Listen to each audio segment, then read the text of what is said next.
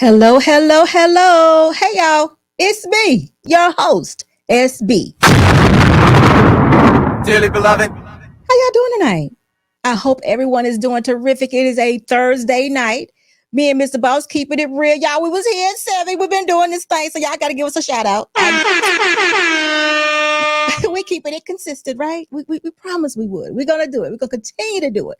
Y'all, but tonight, we got an awesome show for you all. And we also have an awesome guest. But tonight's show, Truth or Game.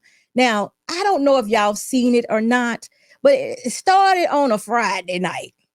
I think he calls it Funky Friday. Back there with Cam Newton. Y'all know love Cam Newton. Y'all know I like football. Cam was a Panther. I am on the fence of whether I want to be a Panther fan or not anymore. Y'all know why. But either way, it started on a Friday night. He had a young man on the show by the name of Charleston. What's his name? Charleston Jaton or something like that. I might be getting it wrong, but y'all know what I'm talking about. Last name White. Charleston White. But anyway, we're going to talk about that. We definitely are. But before we get started, I want to say hello to my people. I want to first begin with those over on Instagram. Listen, thank y'all so much for your engagement. And if this is your first time here at SB Live, I need for you to subscribe to the channel. Make sure you turn those alerts on so when I go live, you're here with me. Y'all have so much smoke for me in my little clips. I would love for y'all to come on over here and join me on a Tuesday or a Thursday night at 7 p.m. Eastern Standard Time. It would just make my day. So again, though, thank you so much for being here and for all your support. Also, those over on TikTok, same for you. If this is your first time, subscribe to the channel. Turn the alerts on. Make sure you do that. Turn them on. Smoke for me. Come on in here Tuesdays and Thursdays. Listen, I can't do nothing but listen to you, right? And also Facebook. Now, my Facebook family, at about 25 minutes from now, we're going to close down Facebook. So I'm saying to you all, come on over to YouTube so you can enjoy the rest of the show. But we got about 25 minutes. I'll let you know, but we're going to turn it off. And I want y'all to come on over here to the YouTube family and enjoy the show here. I would appreciate it so very much if you would do that. So also my YouTube family. Okay, so YouTube family, I got to tell y'all something. Y'all know on Tuesday night, Harrison Family Values was leading and driving the car. He was the leader of the show. So I didn't get a chance to shout y'all out. I had to follow the lead. So listen, I appreciate you all for all your support. I ain't gonna forget y'all today. JG, I saw you. Trey, you always giving somebody hell, but I saw you too. I saw all of y'all in there. Thank y'all so much for being there. And listen, Mr. Gilbert, what's up with you? It's good to see you. Eds, it's good to see you. One Nation Under Goons. How about that? Mr. Bosky, there we go. Let's see. Did I forget Christopher? What's up, Christopher? I saw y'all. I couldn't say anything. Listen, Harrison runs his show different, but I had to shout y'all. Y'all know how hard it was for me to be sitting here. Y'all was talking all that trash in that comment section. I had to sit here like smiling. Like, I wouldn't even say nothing, but y'all was giving me the business. Or, no, I should say this better. Y'all was giving each other the business, but I am so glad that you all were there and I appreciate you guys. Chickapee girl, hello. How are you? Classy and covered. What's going on? It's good to see you. Millennial Mark TV. Hello, sir. Dre Blanco. What's up? It's good to see you. I think I've said and gone over everyone. If you know what, over here, y'all know this. If I did not say your name or I did not call you out throughout the show with your comments, sometimes I will go back and call you out if I see you here. Mr. Boss will put the hellos on the screen, but we welcome all of you and we're so glad you're here. Christopher, I am not choosing violence. What are you saying? You know I ain't violent. But I saw y'all. I did. Biwana, hello. Love the Listen, I love turtlenecks. I wear turtlenecks all the time. Thank you so much, though. But listen, guys, I don't know if y'all saw what I saw on Friday night with Charleston and Cam. But just in case you didn't, we're going to go over this today. But I got to bring my guest up. And y'all, listen, I don't know if SB Nation is familiar with real Nathan Daly, but here he is.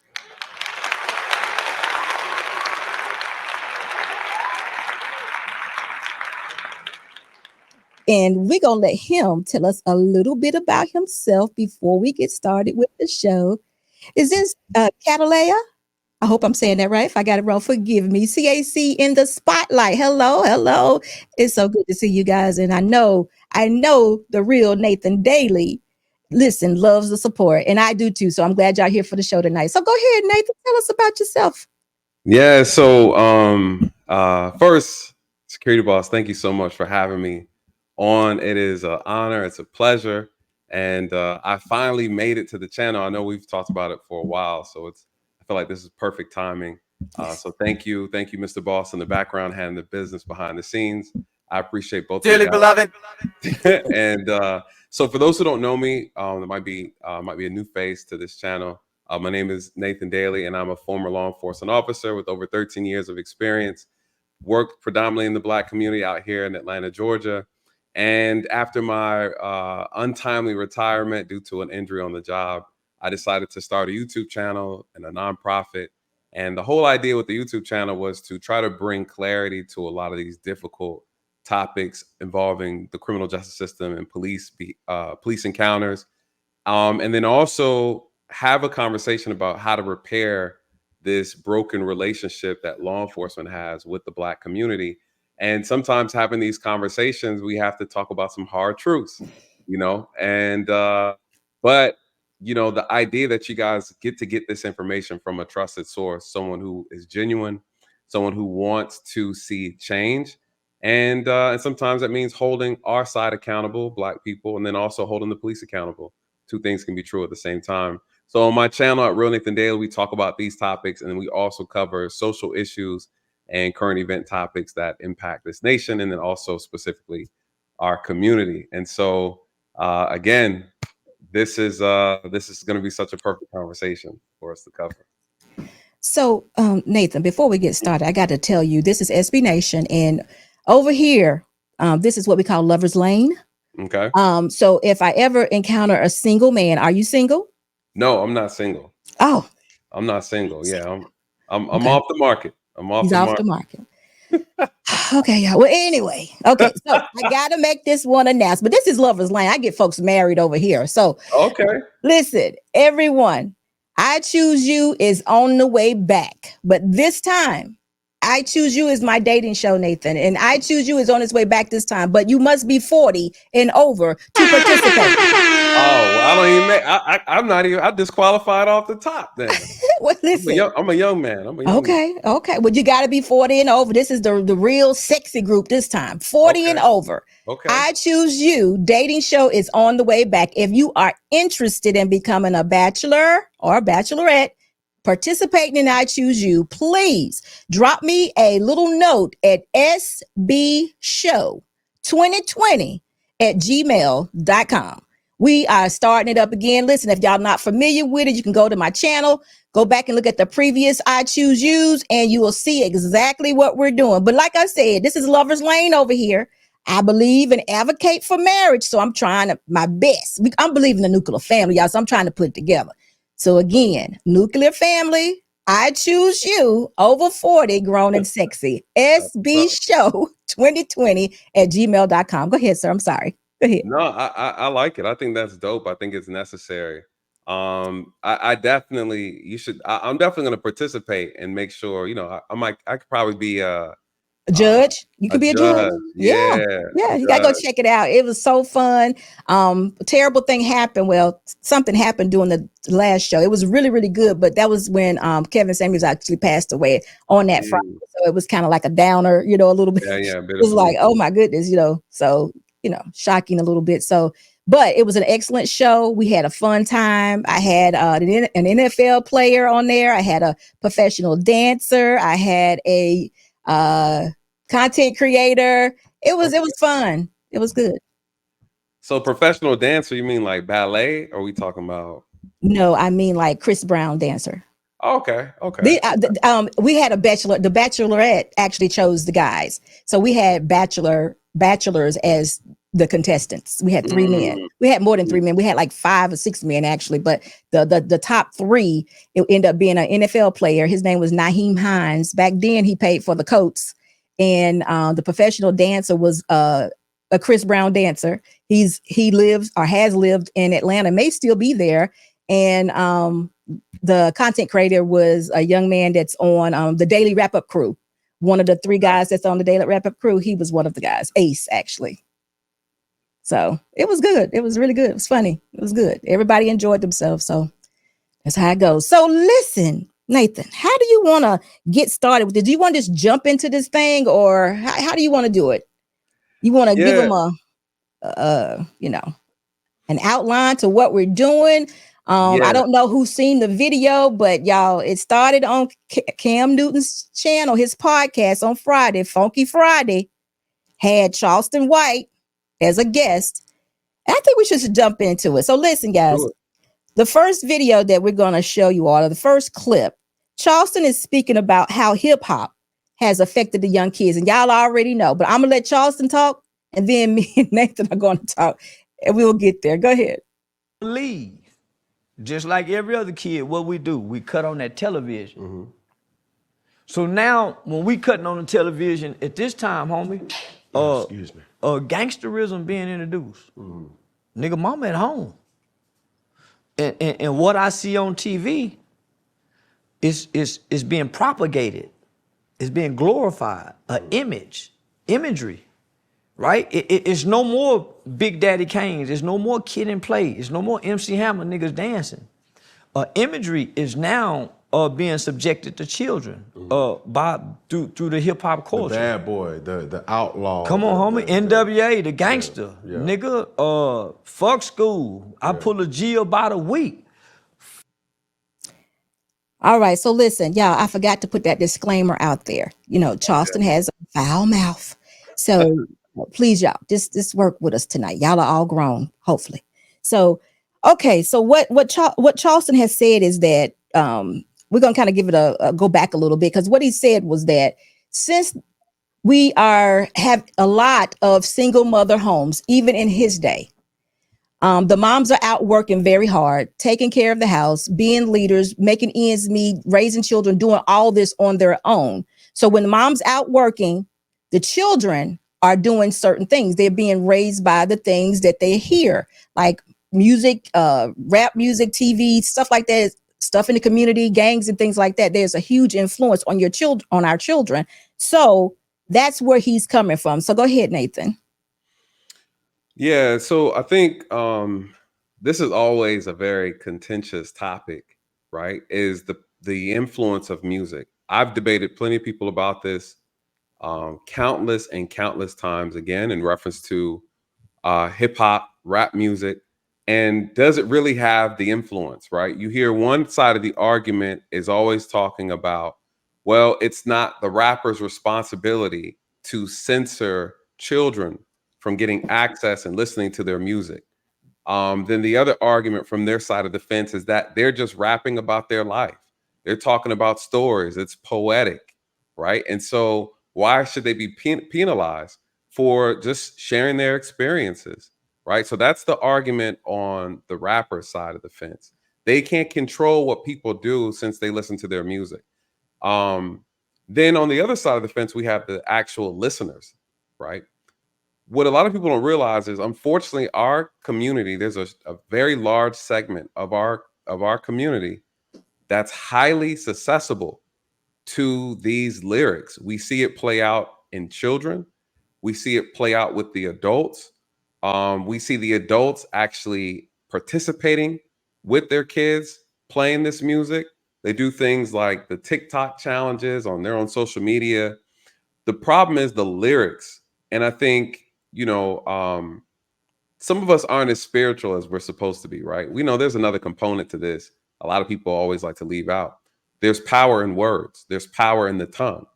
And if we want to just take the spiritual out of it, we could talk about audible learning. People learn through listening and repetition, right? You're speaking these lyrics consistently, right? Some of these lyrics are highly sexual. Some of these lyrics are extremely violent. Some of these lyrics are very demonic. And you have these kids that are constantly reciting them over and over and over again. And what you start to see is that, unfortunately, in our community, a lot of kids idolize and almost worship these celebrities, rappers, singers. This is a huge problem. You know, our community is not like others, where you have engineers, you have police officers, you have firefighters, you have teachers, you have doctors that these kids are really looking up to, right? A lot of our kids are looking up to athletes and celebrities in our community. And I've done plenty of career days. And every time I go to a career day within our community, I mean, that's the only community I've been doing career days in. And I ask the kids in all grade levels, from elementary, middle to high school, hey, what do you want to be when you grow up? Or what are you passionate about? What do you want to do? What I hear now is I want to basketball, football, actor, entertainer, or now it's an influencer. A lot of kids in our community want to be influencers, and you know that's a problem. So Nathan, let me just, because you said a lot. I agree that I don't agree. Mm, Um, I agree with you that definitely music is a huge influence. Anything that enters your eye gate and your ears will mhm. influence you to do certain things. I can be around Charleston for long enough and he'll have me cussing just like him. So let's just keep it all the way real. And I'm not, you know what I'm saying? So I just got to be real with you. But I think the major problem does go back to it's parenting, y'all. Listen, I can't put it on. I can put on the rapper or the video vixen or whoever. I can hold them responsible, but I'm the mother and my husband, is the father of our child. Mhm, We determine what goes on in our home. mhm. We determine whether our child has a cell phone and at what age my child has a cell phone or what age they are when they are introduced to the internet. We are supposed to be parenting, or like Charleston said, training a little bit better than what we have been. Now, there we've lost all morals. Now, if we continue to compare ourselves to other cultures, then we got to do what they do. Other Right. cultures, Hispanics, Asians, or whatever, other cultures, they have a belief system, and typically they all believe in one thing. Now, that don't make them perfect people, but that's what they believe. Here in our culture, the Black community, we don't have that, or we don't want to have that. Like years back, many years ago, when they did have somewhat of a belief system that everybody believed in, had that one faith thing, things were a lot cohesive. Now the morals are gone. People don't believe, our chosen religion is not our chosen religion. It's always something else. So we have no belief system. So we don't have the faith. So we don't want the principles. We don't want the structure. We don't want the morals. We really want to do what we want to do. And that is, my opinion, why we have fallen apart. So it's actually the parents. I'm going to that. It's the lack of morals, no faith, no central per se belief system is a reason why we have totally fallen apart. And if we're going to continue to compare ourselves to other cultures, then we would want to do what they do. And if we're not doing that, there will be no way for us to compare. Um, you're not wrong at all about the parents. I think to your point, you're absolutely correct. The household is the source of the problem, regardless. This is the source because this is where you're actually taught morals, values, discipline, structure, obedience, right? All these things are taught through the home. What I'm saying is, unfortunately, the problem has become so pervasive that it's infected our culture. So now, because it's infected the culture, what's happening is it start to look normalized, right? Like now Mhm. this looks like it's normal to raise your kids like this. It's normal to have children out of wedlock. It's normal for men to have multiple children and not father any of them. It's normal for women to discard the value of a man.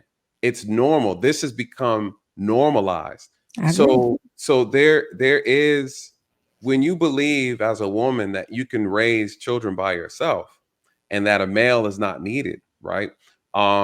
When you're a man and you feel like just you could just throw your seed around and it's not a big deal to have a bunch of babies out here, right? Like it's not.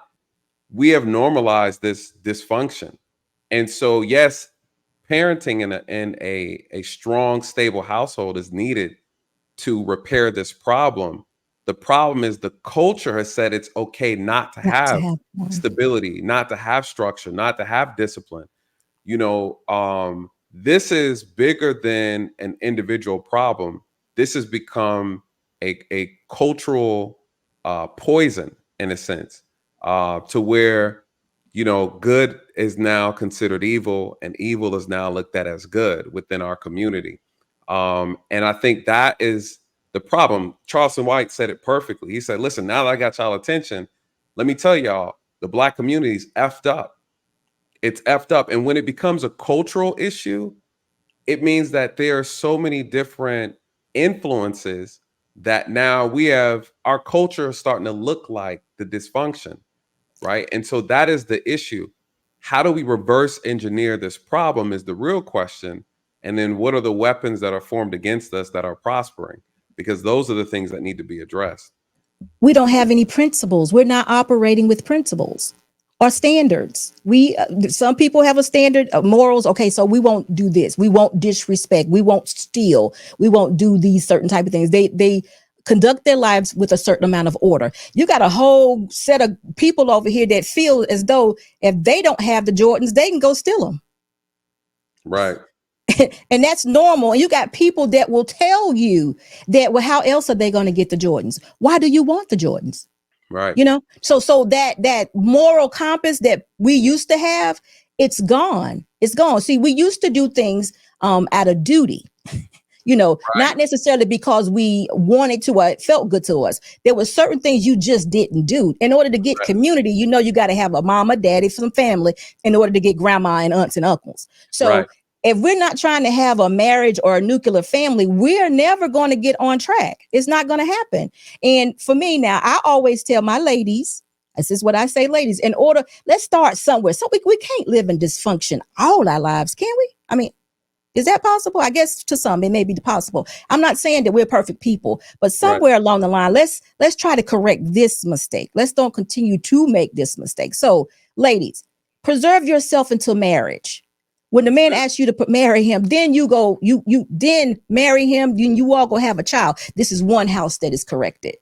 But instead of doing that, I'm not saying that all of them are not, but instead of doing that, they would prefer to be as liberated sexually as the man that they meet on the street. So, and what is that? So it's like it's a spinning wheel, and nobody wants to make the corrections. And listen, I know these single women are trying to do the best they can. And I know some of them do have relationships with their husbands or babies' fathers or whatever the situation may be. But I've also heard them say, and I've seen this because I've worked in schools before. I've heard them say that they can't control the internet or their child's cell phone use. I've even had mothers call their child in the middle of the day on their cell phone, to the point I'm talking to mom and I'm saying, what are you doing? What is it that a 14-and-a-half-year-old can do if the house burns down? What can they do? Right. What can they do? When we were younger, we had that intercom system. The mom and dad, whoever, had to go to the office. Go to the office and call you up. And then you went. Because as a 14-and-a-half-year-old, and the house is on fire, if the house is burning down, I don't really need to know that. Let me be a kid in school. Let me stay in school. Then at the end of the day, you come and pick me up. And then you, on the way home, you let me know, well, you know what? The house burned down. Oh, we got to live in a hotel or whatever the situation is. But I'm still a child. Now you put that on me in the middle of the day as a 14-and-a-half-year-old. I'm crying. I'm hysterical. All my stuff is gone. I don't know what to do. I ain't got no more Jordans. I mean, you get all these grown up thoughts going through your head that you can't do nothing about. And moms are arguing back and forth with me. And I'm like, your child needs to be in school. Allow that to happen. Free their minds. Don't clutter it with things that an adult should be working with. I absolutely think, whether it's one parent or two, that we can control more things than we try to control. I just think that we too, as parents, give into the pressure. Well, if I don't let them do it to other kids, I don't care about them other kids. Yeah, that's the you know, and that is what you're speaking on. Again, there is there's a lot to uncover with that. Hold on, am I slowing down? Let me close some of these web browsers. No, Am I I? can. I You know can I see can me hear good? you. Yeah, I Uh, can. I can hear you. But listen too. When you get done what you're saying, one of the comments, I want you to answer this question because I say to women, preserve themselves. One young lady here, hello, Lena Pearl, how you doing? She says, can men preserve themselves? And she said some other things, but I want you to answer. Go ahead and say what you were saying first before you answer her question. um. So I wanted to. Yeah. Okay. Well, that's interesting too. What she's saying. If you just want. Okay. Yeah. So this is always a good discussion right here. This part. So what I was saying is that there's when we talk about changing culture, there's a lot of things that need to change in reference to men's involvement in the upbringing of school kids as well. There's a lack of male presence in schools that are actually so you talk about now you have homes that don't have fathers, you have schools that don't have men. So there's a lot of restructuring we need to do as it relates to changing some things, and it's gonna require men to step up too and volunteer to take on some of these roles that traditionally we're absent in. We need more male presence in the upbringing of kids, from a school perspective and obviously from a community perspective as well. Those things have very powerful influence over kids. Now, bring up her comment again, because this is something we got to cover. You still have it in the back. Let's bring up her comment, because this something comes up, and this is no shot at her, but a lot of Black women think like this, and we need to really nip this in the bud. Right? Can men preserve themselves? Sarge Willie Pete calls it dick discipline. Stop trying to lead if you're led by your blue ball. Stop trying to smash everything.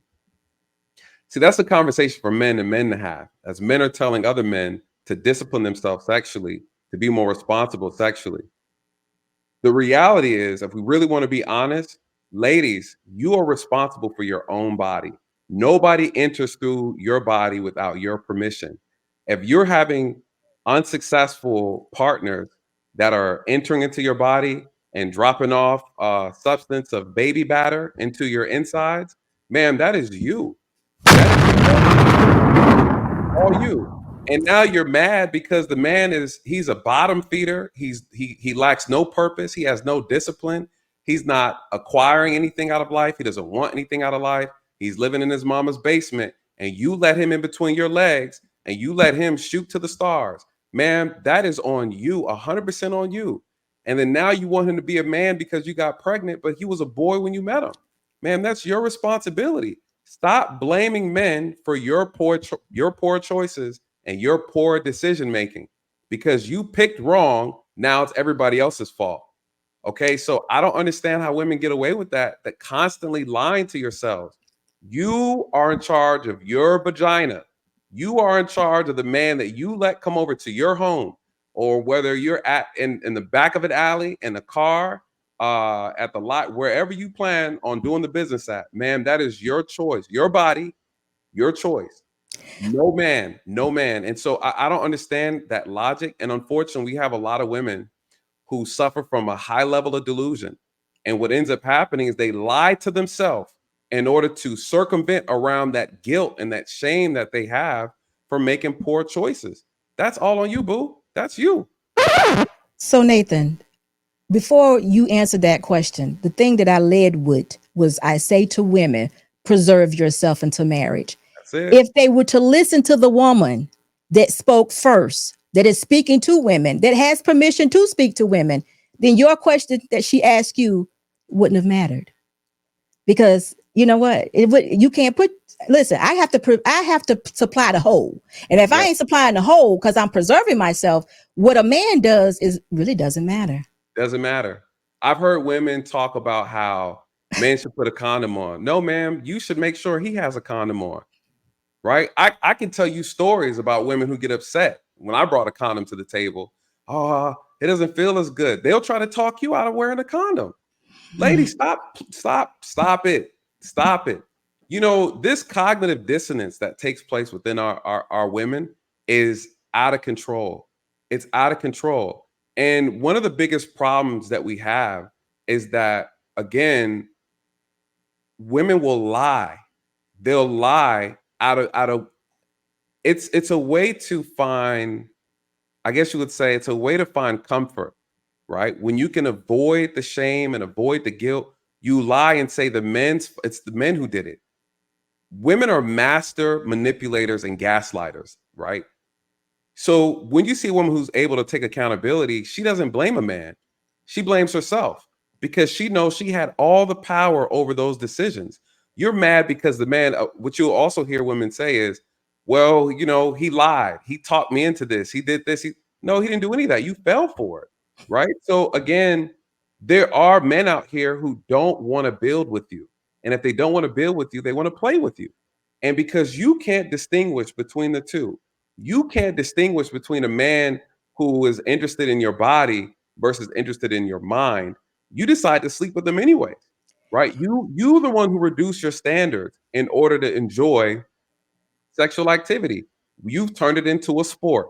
And because you turned it into a sport, you automatically diminish your value of yourself by constantly giving it away. And men are very simple. We pick it up right away. Wow, was that easy? Oh, I'm not going to marry that one, right? Men value women who value their bodies. Unfortunately, ladies, whether you like it or not, right? And again, I hate to be the bearer of bad news, the way men look at you is they respect you more when you respect your body. And just because a man will sleep with you doesn't mean he loves you, doesn't mean he wants to be with you. And I think that's where a lot of women get it confused, that just because they get sexual attention doesn't mean they actually are getting the love and respect that a man gives. A man can give you sex without loving you. And for whatever reason, there's too many women who can't distinguish between the two. And that's how they get themselves in trouble every single time. It's in your best interest to, one, abstain as long as possible, take your time, learn the person, learn their family, what they're doing with their life before you lay down with them. Anytime you lay down with a man, you're co-signing the man that you lay down with. So So that's just yeah. So Nathan, listen, we're gonna get back to what we were doing, but it's two things I want you to know as a man that I've learned as a woman dealing with women in the last 2 years. mhm, The first thing is women don't realize that they have choices. They just don't realize that they have choices and they actually make choices. It's like it escapes them that, oh, I decided to do this. That's the first thing I've learned. I don't know why, but I'm trying to figure it out.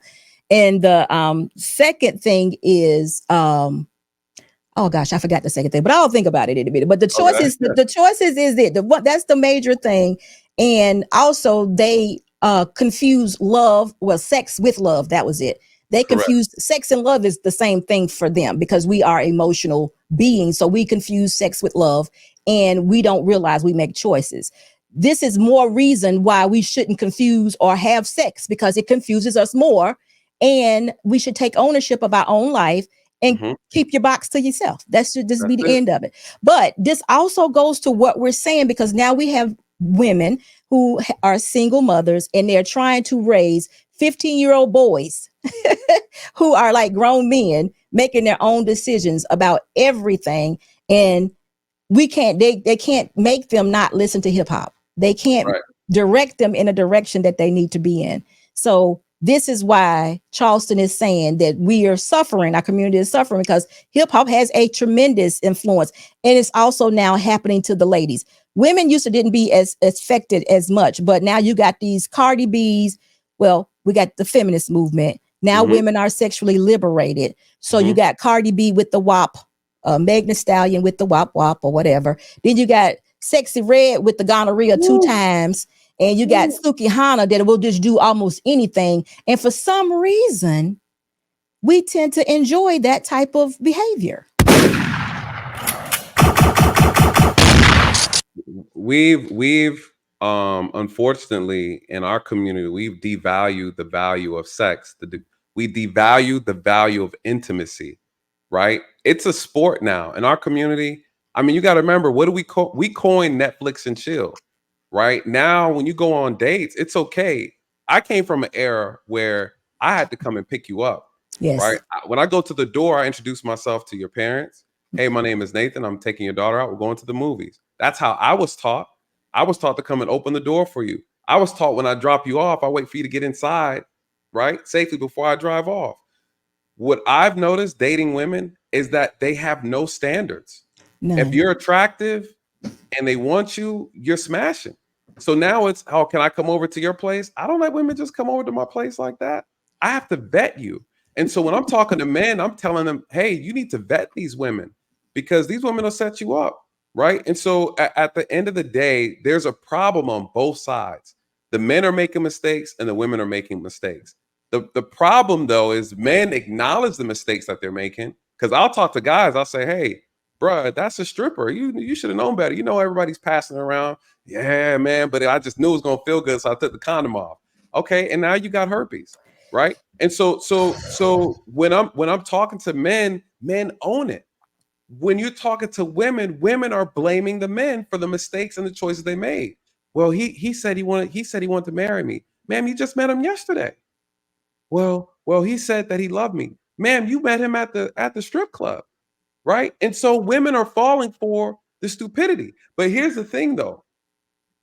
The issue is you have a lot of um, women who they are so infatuated with the idea of getting attention that they allow these guys who are smooth talkers.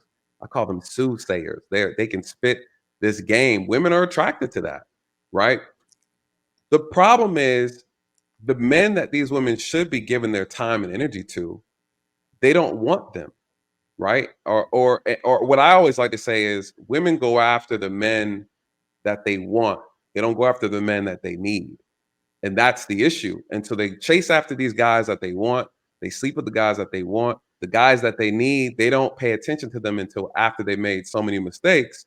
Now they're looking for somebody responsible. Now they're looking for someone who's disciplined. Now they're looking for a man, right? And so I've seen it. You know, I've had cases where, you know, I handled so many domestic violence cases, just in general as a police officer. Wow. I would talk to women. I go to their homes, speak to them, and you guys, I hear the stories. I read the emails. I see the social medias. I see the text messages because that's all evidence as to why things transpired.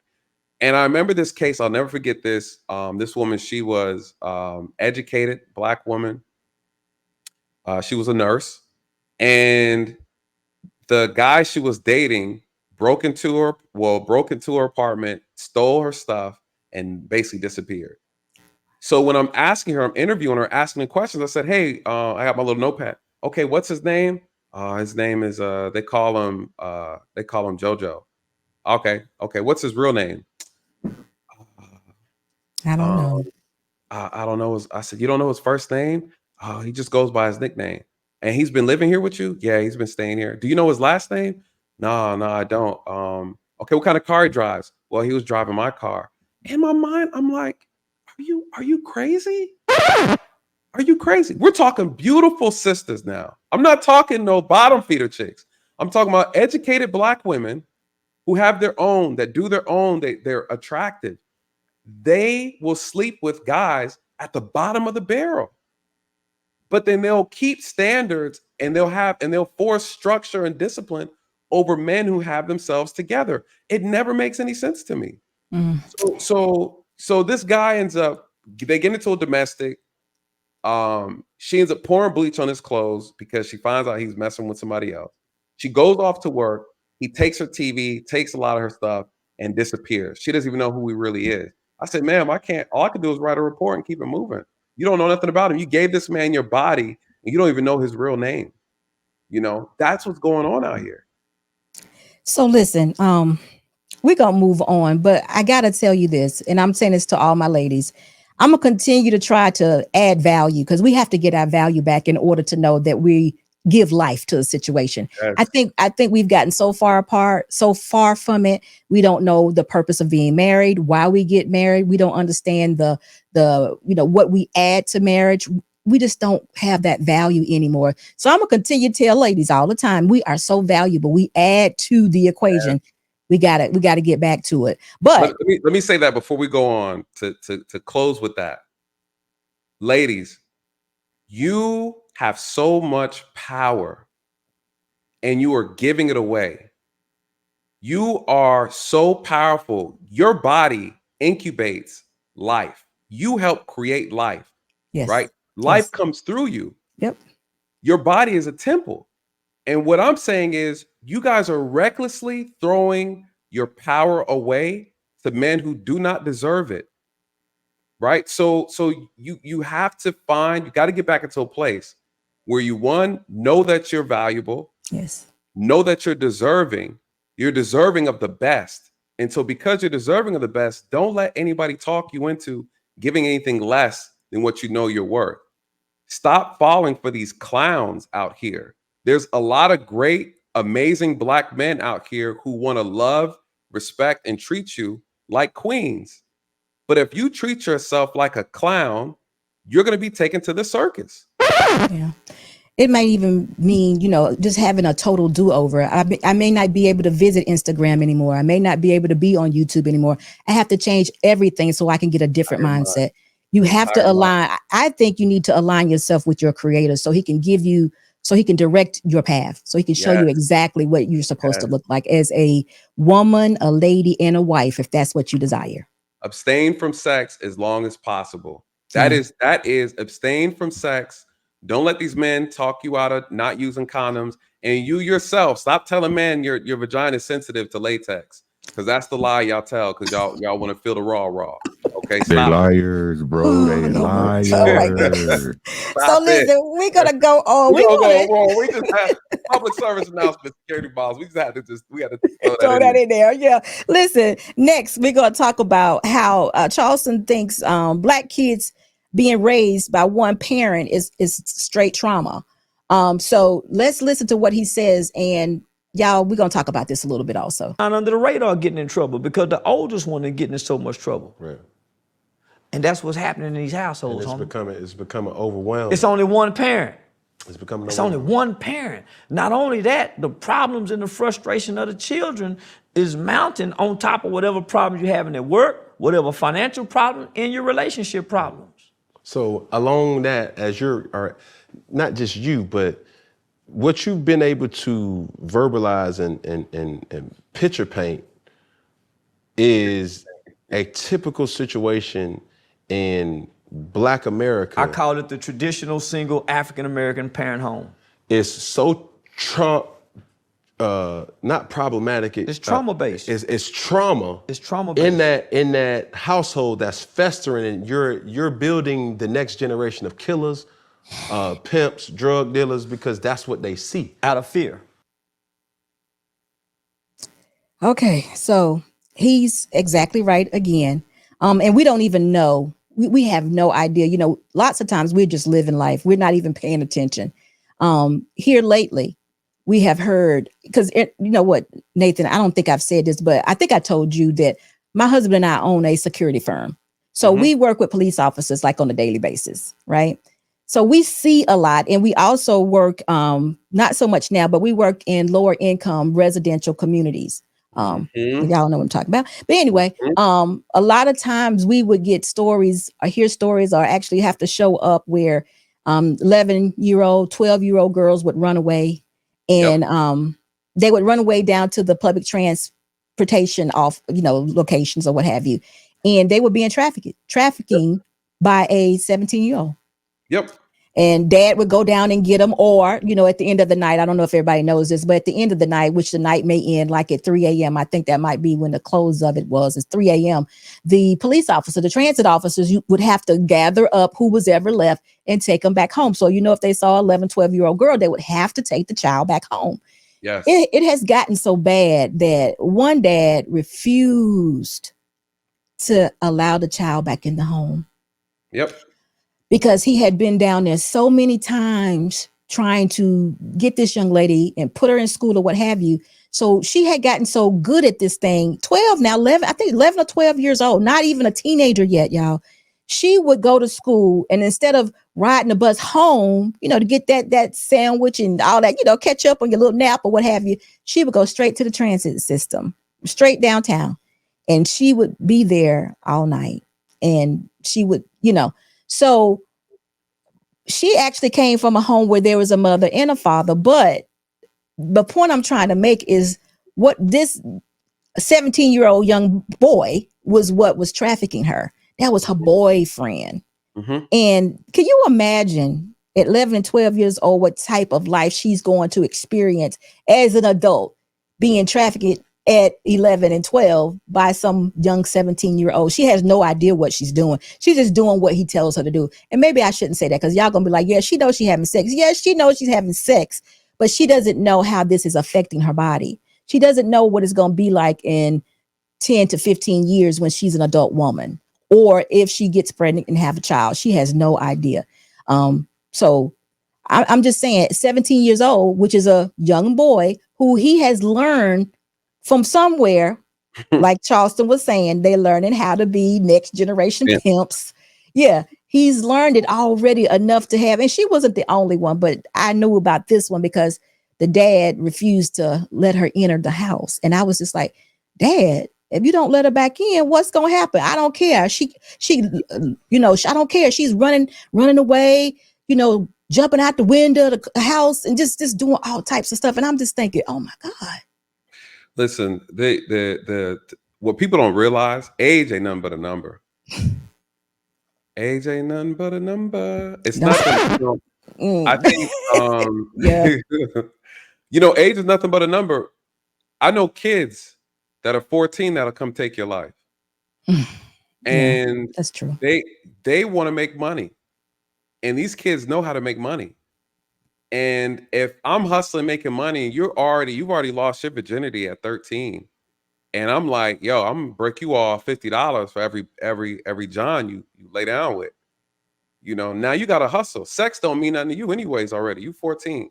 You were sexually assaulted by your uncle or the neighbor or something crazy. Sex don't mean nothing to you. What happens to these girls, when these fathers are absent a lot of times, or they come from a dysfunctional household, they come out here and run the streets. And what ends up happening a lot of times, I tell parents all the time when I talk to them, you mad because your kid got suspended from school for fighting and you up in arms about it. I say your kid is good compared to these other kids I got to go and snatch up at Motel 6. Yeah. Or I got to go pick up off the corner, or I'm arresting for armed robbery, Yeah. and they're 15 years old, snatching, hitting an old woman over the head and taking her purse, right? Yeah. There's so much that goes on in our community that we are just not talking about. That's why this interview with Charleston was so important for me to really kind of dive into, because now you have somebody, when I say it, they don't want to listen because they say that's a cop talking. We don't like cops. Okay, well now you have Charleston White saying it. Y'all listen to him because you relate more with them because it's vernacular, right? That he has this image he has to portray to get you to listen to him. I tell people, if you don't like what I say, go talk to a teacher that teaches in the Black community. Go talk to a therapist. Go talk to a school counselor. Go talk to a DFACS worker, and they will tell you what I'm saying is true. I have mothers that will call the police on their children because they can't control them. They don't want to go to school. They're out of control in the house. They call the police to be fathers for their kids. I fathered more kids than a lot of people complaining about what I got to say. I fathered a whole neighborhood worth of kids. And I've held some while they died. I've watched some get shot, right? I visit them in the hospital, and you got to remember, I did this for 13 years. When I was locking kids up at the age of 14, 15, I see them 5 years later in prison. Yeah. I get calls from the DA's office saying, hey, remember this kid you locked up? He was in gangs. He was 14 years old. He was a blood gang member or whatever. Okay. I was like, yeah. Well, he was involved in this trafficking case. The DA have this, or he got a homicide. He moved to Texas and killed some folks. Like there's so much that goes on. And so my thing is, I've never, every child, every juvenile that I put handcuffs on, they all came from a single parent household and they were all raised by their mothers, right? That's not a shot against women. I'm just saying that's the reality. That's the reality. The It majority of absolutely times is. they had multiple children.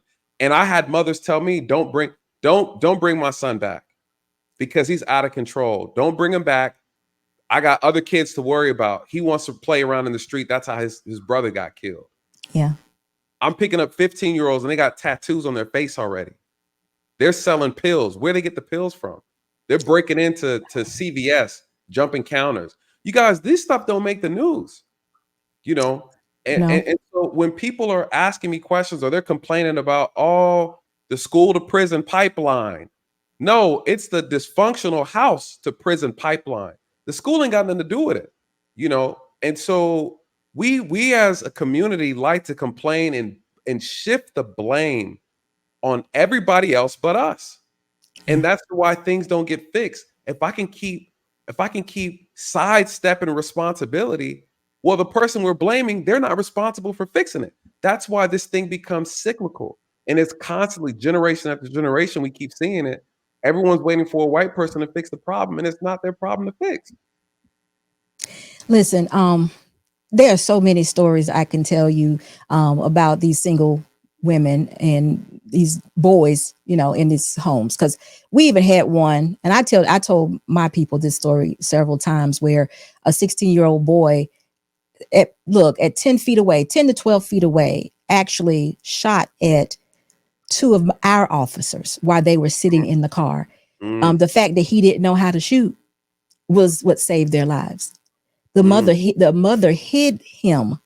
They had to get barriers and police, all these type of people to go get this young man out of her house. This young man did not. I'm gonna tell you what he did. By the time he got to the police station and they told him that you are now being charged with 2 counts of attempted deletion, mm-hmm. his all his bodily functions came out at that time. That was the first time that he realized that it was real. At the police station, he's shot at 2 officers sitting there. He had no idea it was real. His mama is fighting the officers because they're trying to arrest him. Yep. And he didn't realize this was real until he got to the police station and all his bodily functions just let go. And he did go to jail for some time, but he was definitely out by 21, 22. But Mm-hmm. I'm saying to you, his mom still at this moment was fighting. It was like, Mom, he did Yeah, a yeah. wrong thing. What are you doing right now? But nevertheless, what we're saying, what he is saying, Charleston is saying, is that this is a huge effect on our kids not Yeah. to have, or to not to have their 2 parents in that home, and it is now. Like I said earlier, it's not a duty anymore to your children to raise them. It is not. It is not a duty anymore, or I should say the community is no longer there. Grandma Right. is not there. Right. Aunts and uncles are not there. It used to be, the whole everybody raised these kids. You didn't know who the mama was. It was just kids down grandma and granddaddy house, and everybody, they fed them Right. and everything was good. That's not the case anymore. So the duty of making sure these kids are raised and be productive citizens, that need is gone. So the kids are basically getting it on their own. Yep. And it is producing a lot of trauma. They know a lot. They've seen a lot. And if you work in that field in any capacity, then you get to see a lot. Because otherwise, I wouldn't know either. But Right. we've seen a lot of Yes. young people, and you look and you like, a 12-year-old, you can't keep a 12-year-old in the house. How hard is it? I never heard of that before. What do you mean? Tell her to sit down. Oh, no, ma'am. She goes out the window. She waits till Man, we asleep. listen, I've gone to houses and where a mother would call because her son locks himself in the room and won't let her in. And I show up. Now I got to play daddy. I got to play daddy. And I don't mind doing it. I'm just saying this is what goes on. Right. I enjoy doing it, but this is the problem. So now you call 911 because you can't control your child. You call 911 because your child is 13 years old and he doesn't listen to you. Right. I had parents call me because their child didn't want to go to school because he couldn't find the earrings to put in his damn ear. So he didn't want to go to school. I had parents call me because the son locked himself in the room and she can't get into a room in her own house that she's paying rent for. I don't know what to do. He's out of control. I show up, I kick the door open. So And why does he even have an earring in his ear? listen. That's what I'm saying. We don't Culture. parent at all. I don't care about the culture. You need to make a decision on what your child does to a certain age. Oh my goodness. If not, you shouldn't have any expectation for them to do well. The kids are running. The boys get to a certain age and they are running their household that the mothers are in charge of. The boys end up running the home. This is what happens. I had a case where I believe he was 16. The son calls 911, right? Domestic. The son says, my father punched me and I'm bleeding. I need help. They're beating me. So I'm around the way. So I'm like, oh snap. Let me go see what this is about. The son calls 911. He's 16 years old. He's calling because his parents beat him up, right? Essentially, that's how he reported it. I show up, get out the car, walk up. I see the mom, I see the dad, right? They're looking scared. The son comes to me. He has a little busted lip, and he's like, yeah. Oh, they assaulted me. I walk right past him. I walk right past him. Sir, man, what happened? What's going on? The dad tells me, officer, he's nervous. Officer, he was disrespecting his mother. I told him he need to calm down, and he bucked. He got in the mother's face. And I said, you don't ever talk to your mom like that. And he stepped to me. I don't know what happened. I hauled off and just shot him in the chest, dropped him, right? And then hit him one more time. Bye. Hit him one more time, got him in the mouth, dropped the son. I'm looking at the son. The son is almost 6 foot tall, right? The dad's 6 foot, the son's 6 foot, and the son is bulky. So he was he was feeling himself. His sack dropped that day and thought he was going to disrespect the mom in front of the father. Yeah. And the father disciplined him, put him in his place. The son got mad and called 911 and said he was being abused. I show up. I look at the son. I look at the dad. I said, sir, good job. Keep it up. Because if you don't raise him, we will cage him. Yep. And that's the philosophy that we live by on the streets. If you don't take care of your child, we will take care of him on the streets. I looked at the son. I said, don't you ever disrespect your mother like that again. And don't you ever call the police because you got disciplined by your father like you're supposed to. If you want to be grown, get your ass out the house.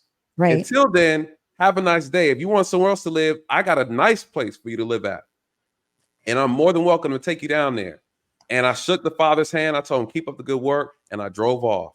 And that's how it's supposed to be. But now today you have parents that are afraid to discipline their children, right? Because they think they're going to get locked up, And so we need more of that.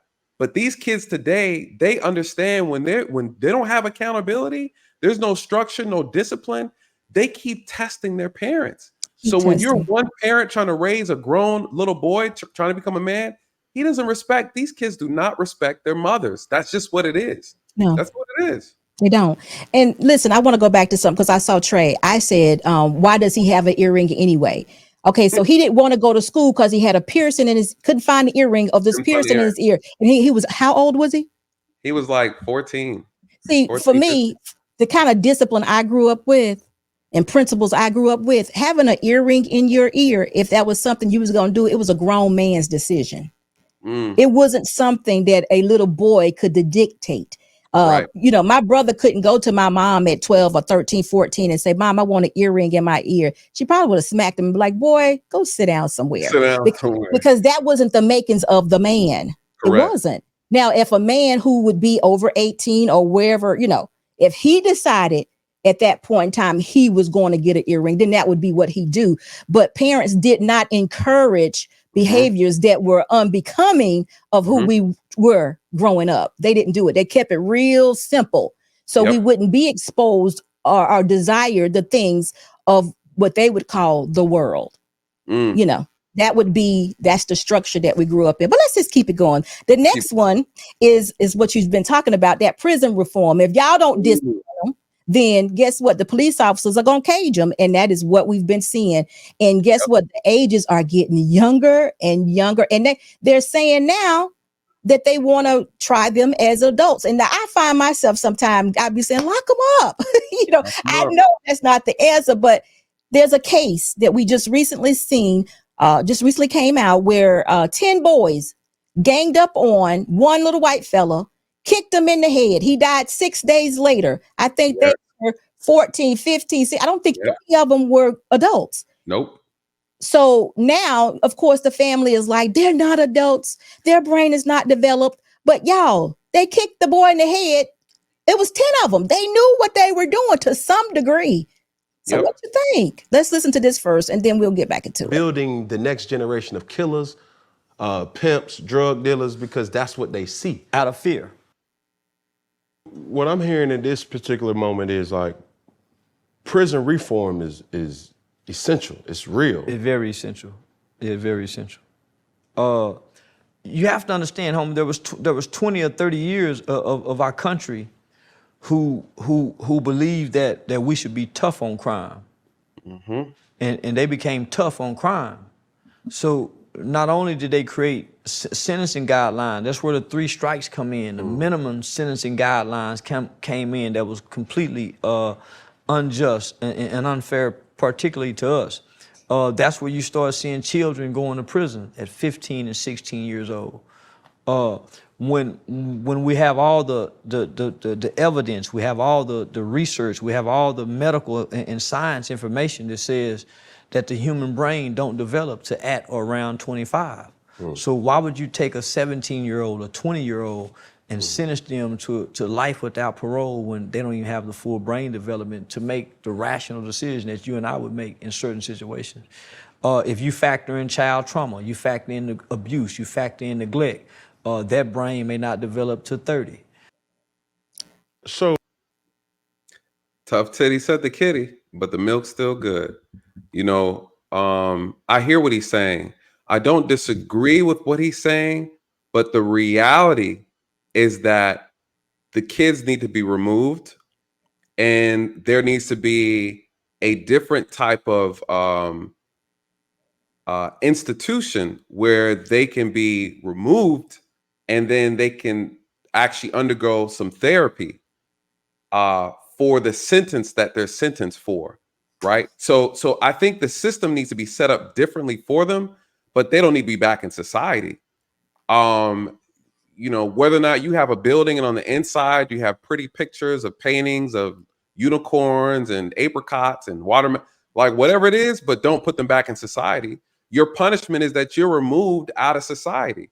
So the problem and what Charleston is talking about is our country is not set up.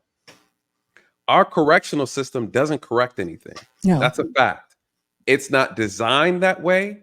They don't want it that way, and they do not care. And so the problem with our country here in America is that they label things a certain way and they do the opposite. So there is a misrepresentation as to what goes on in this country, right? We're the type of country that will poison you with the food, but then give you the antidote to make you a little bit better, but never cure you. And it's done intentionally in order to make money, right? Everything is profit based. It's profit over people in this country. So they don't make money fixing any problem. They only make money to continue the problem as it is. It is our responsibility as individuals not to participate in this corrupt system. You don't like this system, you can leave the country, but that's how it is, and it's not going to change. That's a reality that Black people really need to start accepting, that they are not going to do better because it's not financially advantageous for them to do better. So with that being said, the criminal justice system is flawed in the stance that it's not designed to work like other countries, right? So here's the reality. Yes, we need a better reform system to reduce recidivism rates. Okay, they're not going to fix it. It is what it is. All right. Now, what's the reality?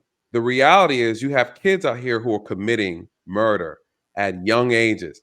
Charleston White himself was involved in a case when he was, I think, 14, where him and a friend and 2 other people murdered a white man, right? Yeah. So he did his time. He did 7 years and they let him go because he wasn't the trigger puller.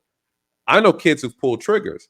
And so this whole concept of what do we do with the kids?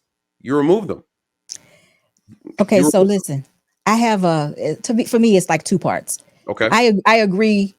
I absolutely agree that if a young person does commit a crime such as murder, I would have to test that situation. If that child showed me that there was some remorse in the judgment of what he did, then I may be exactly like you said, pull him away from society, but put him in a different environment where he can make changes and grow. I agree. Yeah. But if he is charged with murder and he's in the courtroom laughing, joking, doing all these different types of things, he would absolutely need to be an adult, because I would think that young man is gone. His situation or the activity he participated in is only going to get worse. Yes. I wouldn't think that he would be someone that you could rehabilitate, because he's taken someone's life, and he hasn't, even at this point where the judge has said you are guilty and maybe getting ready to sentence him to 20 years, and he still hasn't shown any remorse. I would think that that young man is one that his brain is not going to develop in the way that we would like it to. So he can be tried as an adult, do his time as an adult, because I think that would be someone that we will not be able to reach. Yeah, some kids are duds. Some are Yeah. some kids are they're duds. Yes. They come from such a broken situation, you can't fix them. And I think even as society, we have to accept that. There's some that are so far gone, there's nothing you can do about it. There's Right. this kid out, they have serial killers that are children, Yeah. that are out here, Little Yummy from Chicago. He was a really big known name. He was a trained killer, and he walked up and down the streets, taking people's lives. He was killing kids as well. We have in Atlanta, just as of a couple days ago, for those who might have heard about this, in Atlantic Station, downtown Atlanta, we had a large group of kids, about 20 juveniles, out past 10, 11 o'clock at night. That's a normal thing. They're walking, running up and down the streets. We've seen this countless times before. And it was two gangs. They're about 14, 15 years old. They clashed, came together. One side of the gang had guns and ended up killing two juveniles that were 14 years old, 14 and 15. These are boys, got killed. Well, Atlanta, they arrested the people involved. I think they arrested about 5 of them, 5 black boys, all under the age of 18, under the age of 17. They're being charged. I think one highest sentence was 40 years, right? So 20, 30, and 40 years is what they got. And they just got sentenced just 2 days ago. And so what I tell people is these kids run the street at night all the time. They do. And when you go to their homes and you pull up their juvenile records, there's a video of the mom talking about, hey, I got 5 other boys and I'm a single mother and I can't control. If you play the video, it'd blow your mind, but this is so normal. This is the standard. And so the mother is pleading and saying, I've called the police on my son. I've asked Atlanta to come pick them up. They said they can't, you guys, because again, there's rules to what even officers can and cannot do. We can't just come and take your child and lock them up because you can't control them, right? And so there's a point system with juveniles, which I don't agree with. That they have to point out, they have to get, I think, over 21 points before you can hold them against the parents' will. And so that's when you can actually put them in jail overnight. Now, the problem is these juvenile jails are packed. They're packed and there's not enough room. That's why they can't keep them. So it's a revolving door. So now they commit murder, and now their life is over with. What do you do with them? And it's unfortunate. It's a sad reality. And again, people keep talking about this school to prison pipeline. There's no such thing. Before you even get there, it starts from the home. So while people want to blame the school for trying to discipline bad children, no one likes to go to the house and say what's going on in the house to why these kids are acting like this in school. That's causing them to get put in handcuffs and sent to jail. Dre said it's 12 points. I'm thinking about probably driver's license. It's 12 points. Juveniles, I think driver's license is 21 points. The juvenile is 12 points. And I think that's pretty consistent across the board and state to state. But unfortunately, I think Charleston is right. It needs reform. It's never going to happen though. So what do you think about incentivizing marriage and or making some type of birth control mandatory? Because like the ratio 5-1 is not one that is good. It can't work. They don't even do that in daycare. So what do you think about them? And because it sounds like to me, and I know people will get mad at me for this one, but it sounds like to me that if a woman is willing to have 5 kids without having any help, that she has some incentives, she's in being incentivized and she don't mind getting them checks or something, because otherwise she's overwhelmed. So what if there would be some sort of mandatory birth control that could be put in place, or something of that nature put in place so a person can't do that, can't have kids. Because listen, Nathan, it was a story not too long ago where a young lady had 4 kids, 6 months, 2, 4, and 6 years old. She left the house, went down. JG, I know you were here in the comments, said JG told the story. Well, he brought the story to us. She went down the street to the store shopping. The house blew up, caught on fire. End up 2 babies were deleted. The other 2 are now suffering. And she wasn't even at home. She had to go to the store probably to get, I mean, I can't imagine trying to put 4 kids together to go to the store, but that was that she chose that life. I'm saying, but it's something that has to be done because these kids are really suffering. She got 2 now, and she actually is in prison. I don't remember. He did share with me how long she's going to be there, but she's in prison now. So right now the children are, I can't remember, but she don't have any kids right now because she's in prison. But that type of thing happens all the time because again, a single mom can't handle 5 kids, 4 kids. I wouldn't think even 3 kids, not by herself. They'll And tell there's you. no community. There's no community. She has no support system. So, I don't have the answer for that, but I do think I got the answer. I'll tell you what needs to. If the moment you decide to take this, because I thought about it before. The moment you decide to take government assistance, then the rules are you cannot have any. When you get started, say you got started, you got 2 kids, and you get on government assistance, you can't have any more children. If you have another child under this, then we automatically cut you. Good luck you and the kids. Unfortunately, what has to happen is people have to die out. yeah. Like you really have to. It sounds harsh. The reality is you're incentivizing bad behavior. There's no way you're telling me you're struggling and you're continuing to have more children, because what's happening is there's somebody there that's holding you up while you make these poor decisions. And I would cut the funding. Yeah, I definitely think that we should incentivize marriages, and single motherhood should not be incentivized. I definitely do think that. I think it should be a whole program put together where a young man and a young woman, it's mandatory that they get married if they have a child under a certain age. I just think it should be done that way. But again, we're talking about being capitalists, making money. It's Right. a lot of money that goes into being single and having children. So I understand. You gotta think there's so many issues surrounding this topic because I would pull government resources from under their foot, and I would say good luck. And I think when the reality shows that women are on the street suffering and struggling for the poor choices, you're going to see women be more selective with how they open their legs. You're going to see women discipline their body sexually. Like that's the issue. The issue is getting women to discipline their own bodies. I can see the problem is this. We want to blame men. And men are to blame, but for other things, right? But in this case, you only have control over yourself. And the only power another person has over you is the power that you give them. And so I would strip them all the financial resources from the government.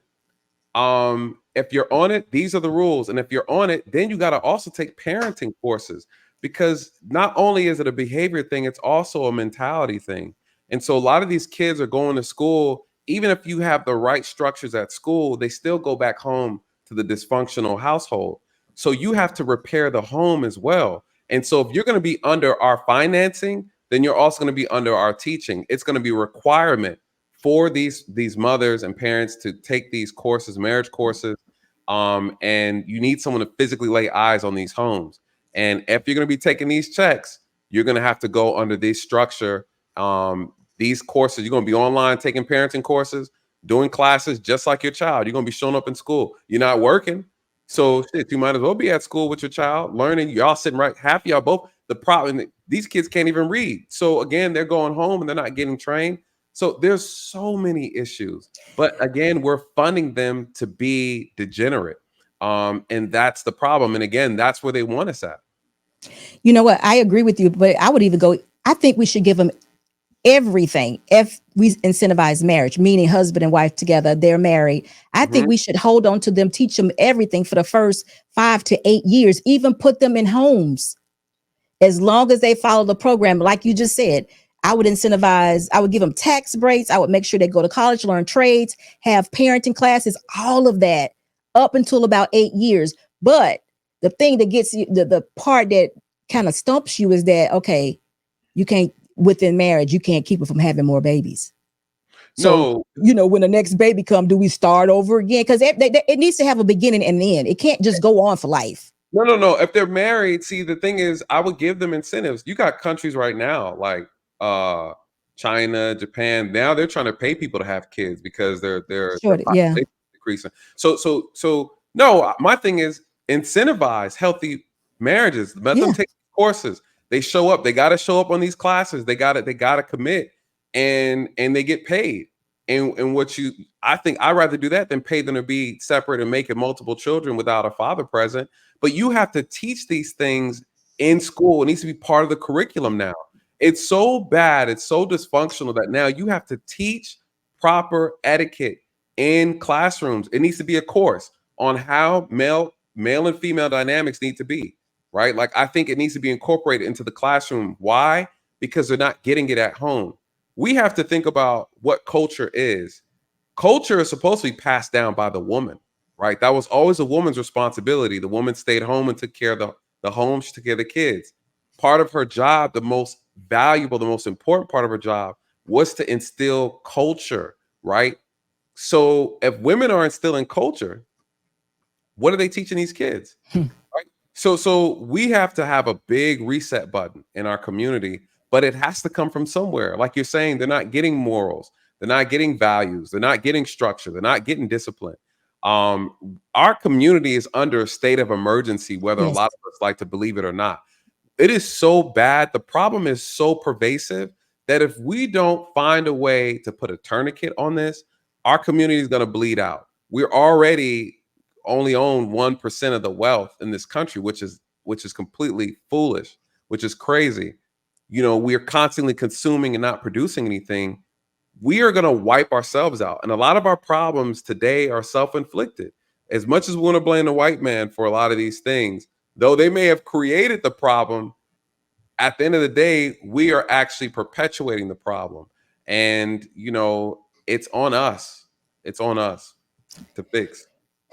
It definitely is. But I think, that is real good to incentivize marriage. I think that would be the first step. And, like you said, single motherhood, you got to stop. We just got to stop. I don't, Gotta stop. it will take about 20 more years, two 2 decades in order for that to turn itself around. Only women can do it. Only women have the power to do it. You guys, honestly, the key is with the women. This is the reason. I mean, this goes all the way back to Adam and Eve, right? Adam and Eve, the first woman was easily manipulated. Again, y'all been getting tricked from the beginning of time. So the reality is, ladies, you have the power to change this around. Men only do what women allow. That's the reality. And you guys dictate how men move. So if you want to change how men act, how men present themselves, all you have to do is stop dealing with certain type of men. And guess what? Men are going to self-correct. Why? Because men are too simple-minded. We're simple-minded. We just want to have sex, right? And we want companionship. But if you show me that you're more interested in Pookie, Ray Ray, and Tyrone, I then have to now act like Pookie and Ray Ray and Tyrone to get sex. You guys have so much power and you're giving it away for free. And that's the issue, ladies. All you have to do, and you could say men are weak, whatever, say what you want to say. Men adapt to what they want. And if I see that all I got to do is run game on you because that's what you want to hear, I'm going to tell you what you want to hear so I can get sex. That's it. If you tell me that you're not having sex until marriage, I'm going to go and look for someone else who will. But if I can't find nobody, guess what? I'm then forced to have to acquiesce to what women are saying because that's your power. You hold the gate to the Yanni. That's it. That's all you, ladies. But if you give it away for free, it has no value anymore. And that's where we are. The cat has no value. It means nothing because it's for free. Right. And look, going back to what you said, you will, if you say we're holding out to marriage, if you really like her, You'll you will hold. hold out too. But guess what else you'll do? You will marry her quickly. Yep. You'll be like, you know what? I decided to do this for this woman. It don't take me 2 years. This is the woman I want to marry. Right. And we have to give value. Our women need to know that we are very valuable. And we have down. lost it. Shut So it I'm down, gonna ladies. keep saying it. I'm gonna keep saying it. I'm gonna keep Yep. sharing with them ways to get their value. But let me read this. Chef Right. Shapiro said, "Oh my goodness, Chef. I cannot see that in the green." Let's see. Chef Shapiro says, Charleston was cooking in that interview. Folks are beginning to understand the method within his madness. Yes, and he's been a member for 4 months. Go ahead on, Chef. Shout out, Chef. So listen, we're gonna continue on. I think the next one was Cam's beef with Charleston White. Oh my goodness. Oh, this was crazy. Go ahead. I like that. Oh, he like it closer or you like it far away? Oh, I don't know. You don't care? Oh, okay. Yeah. Oh yeah, I see what you're saying. It Oh, doesn't matter. yeah. When I see Charleston White, right, and I know of really what you stand for, I respect what you stand for. How it's articulated sometimes is something like, why you gotta go all the way over there? For example, this is quote unquote coming out of what you said. Fuck Dion Sanders and his sons for leaving Jackson State. Fuck Nipsey Hussle. Fuck King Von. Yeah, fuck them niggas. What? That ain't cooning? No. What enlighten me? They don't say that niggas say fuck LeBron James. LeBron James get mistreated more than any athlete in the world. I ain't saying that for white people. But niggas don't say that. Niggas ain't my kind of niggas. These niggas go to white people stadiums and buy popcorn and hot dogs. So you ain't never been to a football game? I do, but I ain't paid for it. And I don't buy no hot dogs and popcorn. So what you do? I really don't watch sports at all. So what's your thing? Strip club, hoes, and po nigga babies. Okay. See, this is why I have trouble with him, because he'll say something. Cam had it right. He'll say something, and what he says has some truth to it. But then he'll put it in this type of package, and you're like, wait a minute, come on now. Yeah. I'm having trouble following you now because you just disrespected a whole lot of people, and for what reason? You know, Yeah. where is this coming from? So, what do you think about this? What do you think about this? I think he's a shock jock. He says things to get people's attention. Okay. I think he mixes comedy with reality. And what he's saying, I love black people, but I hate niggas. Right? Like this is what it is, right? And what happens is we as a community have to realize that there's a subculture to black culture. There's a subculture that we don't agree with, that we don't align with. But the problem is this subculture is mainstream. This is what they're telling the world black people are. This is what they're showing everybody. This is what they're putting on social media. The subculture, the degenerate black culture gets the media attention. It gets the award shows. It gets commercial deals. It gets music deals. It gets movies. It gets reality TV. We got a show about doctors here in Atlanta, and these are the most ignorant bunch of women I've ever seen.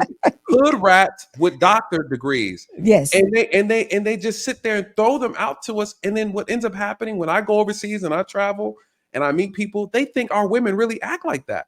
They think the black men act like what they see in these movies, like Power and Snowfall. They think every black man is a drug dealer, right? If I'm 6 foot, I got to be a basketball player. Yeah.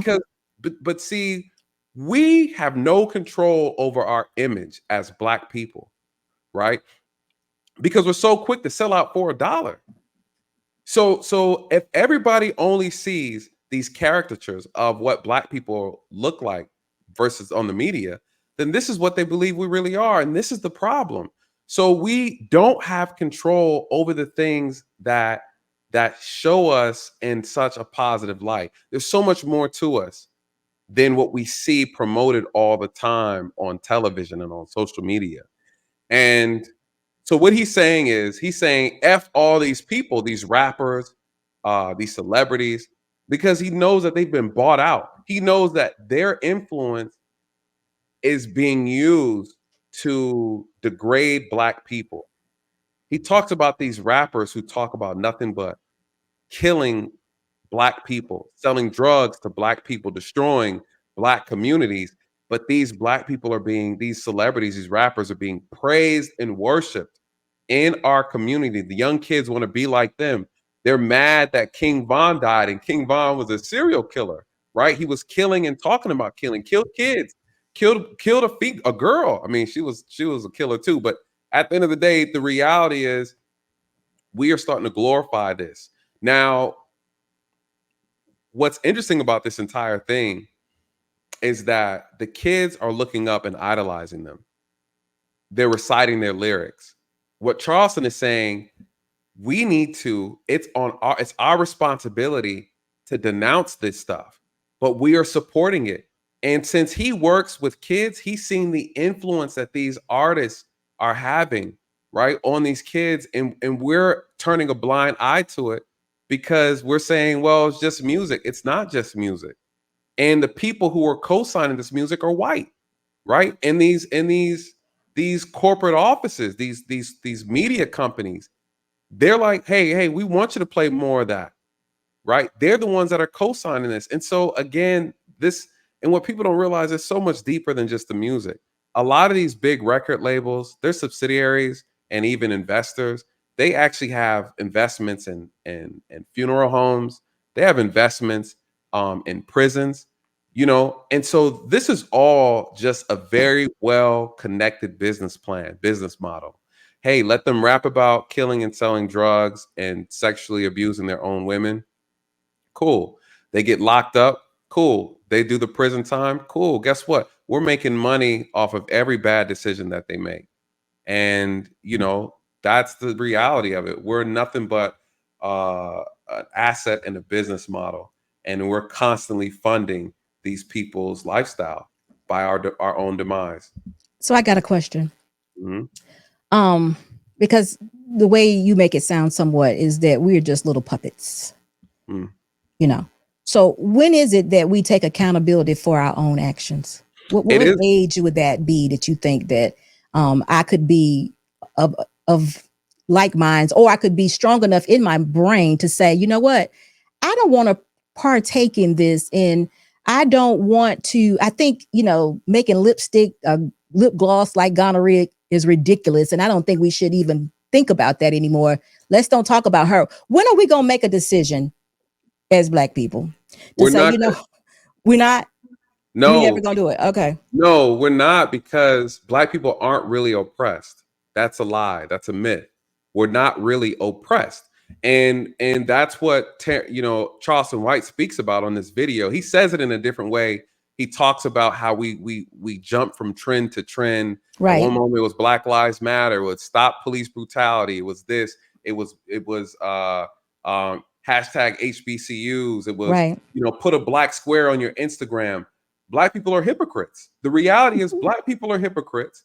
We're not really oppressed. We really oppress ourselves. And what ends up happening is when we start having these conversations and we try to criticize our behaviors, we then want to attack one another for trying to clean up the mess, wanting to point it out and criticize it. We're called coons, we're called sellouts, we're called Uncle Toms. And the reality is, no, we're trying to correct this deplorable behavior, this antisocial behavior that we're displaying amongst each other. And so what's happening is, in a nutshell, why this won't change is because it's incentivized. You get paid to be dysfunctional. So when you make these you make these songs of destruction, these songs of these demonic lyrics you put out to your people, they're paying you to do it. It's the perfect business model. Like I said, you make the music, you incentivize, you encourage the people to create acts of violence, of antisocial behavior on one another. They wind up in prison. I make money off of that. They kill themselves. I make money off of that because I own these funeral homes as well. And guess what else? They don't tell you about these funeral homes, what they do with your organs. And then they're sending that off to the side as well and making money on the back end. Mm-hmm. We are walking cash cow, right? Our mind makes the money, our bodies make the money, our words make the money, our inventions make the monies. We are just as valuable alive as we are dead to them. And we do not see it. We're being milked for everything that we have. And the only reason why we justify it as individuals is because we get paid to do it. Not only are we getting paid to do it, at the end of the day, it's entertainment. And because we as Black people love to be entertained, we overlook the degeneracy that comes out of it. And that's why this thing perpetuates. The only way to solve it, and it's a psychological thing, the psychosis behind Black people, the only way to solve it, you have to let go of everything and for us to gain everything. And because we're not willing to let go of everything, we'll gain nothing. And they know that we love money and materialism. And if Black people were to step away and let go, you guys will be kings on this earth. But it'll never happen because we love money more than we love ourselves. It's profit over people. And at the end of the day, we're not willing to make the sacrifice. And that's why their business model is so flawless. Is it white supremacy? Absolutely not. It's green supremacy and Black stupidity. And that's why we're still having these problems. And I've said that often, that money is now the new God. Absolutely. And we talked about, I think we said this early on in the show, that we don't have God anymore. We don't have a relationship with our creator. There are no morals. There's no spirituality. Like you said, it's not happening anymore. That didn't make us enough money, I suppose. You know, so I agree with you. There are no more principles. There are no more standards. It's just, and then not for all. Y'all know some of us actually do get it, and we do have relationships that keep us grounded and have good foundations. But would you say it's the majority? I would say people say it's not majority. I think it's the majority. I think the majority of us, you got to remember, Black people, we're 14%. We're approximately 44 million of the population. 6% of that are Black males. 6.5 are like Black women. The reality is, it's not that many of us compared to the dominant society, which is 60%. Too Right. many of us are living dysfunction. Too many of us don't have the right mindset. And too many of us are easily manipulated through our emotions. We can't even have these conversations amongst each other without it being disrespectful. They don't even want to listen to what I have to say simply because of profession that I did. So if I'm walking around trying to help and you don't want to hear it because, oh, he was a cop, he works for the white man. See that you've already lost. You can't help people who don't listen. You can't. I say this about women. You can't protect women who don't listen. You can't protect Black people who don't listen. And so that's just the reality, that if you're not willing to listen, Black people are divided in two ways. We're divided by, one group believes that white people are responsible for fixing us because they started it. So that's one group of Black people. The other group of Black people believe that it is our responsibility to fix us and no one else is going to fix us. So when you have these two Black people collide, they can't agree on who's responsible for doing what, who should be held accountable. One say white people should be held accountable, one say Black people. And because we can't come to terms with that, we're constantly clashing. I represent the side that it's on us to fix. Nobody's coming to save us. And guess what? Though we know how we got here through systemic oppression, that is not the reason why we are still here. And though people are making money off of us, we still hold all the cards. All we have to do is it's so simple. We just pull our money out. We pull our money out and everything else will fall into place. But we don't want to do it. And that's what Charleston White is talking about when it came to Dion Sanders. He said Dion could have stayed at Jackson, right? And we talked about this about HBCU and what he could have created from that, what he could have spearheaded as far as what other HBCUs would have did. But he left and went to a white institution and brought value to them. Now, the part that Charleston's not saying in this is that these HBCUs lack of leadership, professionalism, how they handle their finances, the corruption that goes on in a lot of these HBCUs, how we as Black people manage our money, manage our businesses, manage our relationships with one another. that's a cultural problem that needs to be fixed as well, that people aren't talking about. We can't build together if we can't work together because we don't trust each other. We don't trust each other. Did you say finances and alumni? Did you miss those two? I Because said that's what. finances, but not alumni. But that's an issue too. Our best and our brightest leave, and they don't give money. They don't bring back. No. So there's our this is that a white man didn't do that. That's us. Okay, You I got a know. question though. Mhm. You mentioned that half of us feel as though the white man needs to owe us because we're victims. In what way would he correct the problem, the white man? What way would that problem be corrected? Black people believe that systemic racism still exists, Mm-hmm. which is not accurate. What Black people don't realize is systemic racism doesn't exist the way they think it exists. What you have is you have racist people who are operating in systems, Right. right? The system Right. itself is not racist anymore. It was. It was. That's Yeah. not the case anymore. You'll never get rid of racist people.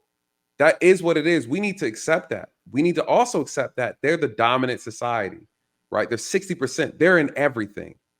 They're in everything. What we have to understand is we have to create our own system within a system and practice group economics. That's the only way to where we'll feel like we're getting a fair shake, right? What Black people believe is that reparations is a debt that's owed, which it is owed. It's owed. Even if they were to give the money, there's still things that Black people we need to do as a community that has nothing to do with reparations, has nothing to do with investing in institutions that help better Black people. What we need to work on is our mentality, right? And that's something money cannot buy. So there are things that we need to do culturally to address certain issues that reparations can't touch. And so again, they believe that reparations is owed. My thing is, I say give the reparations, because once you give the reparations, then you can't really make any excuses after that anymore, right? So now I know people they're like, I don't believe in it, and that's fine. I don't disagree with it, but again, give it, fine, give the money. Then I want to see what happens after that. Give the money, invest in the institutions, do the things you feel like needs to be done. I say give it. I say give it all, do it all, because once that's done, then that's it. That's it. There's out of justification and explanations as to why we're not getting things together. So that's what that one side believes, that that's what they're responsible for doing, and that's still a debatable topic, but that's what they believe, But because what outside of that, there's nothing else they can do. well, what would happen is they would give the money, and then once it's spent, they would say, "How you gonna get somebody $1 million? Don't teach them what to do with the money. We didn't know nothing about this money. They just gave us a whole bunch of money and just put us out there." So it's not you like it's the mentality. It's the Again, that mentality. goes back to the standards. What goes back again to your principles and your morals. What you believe in is important.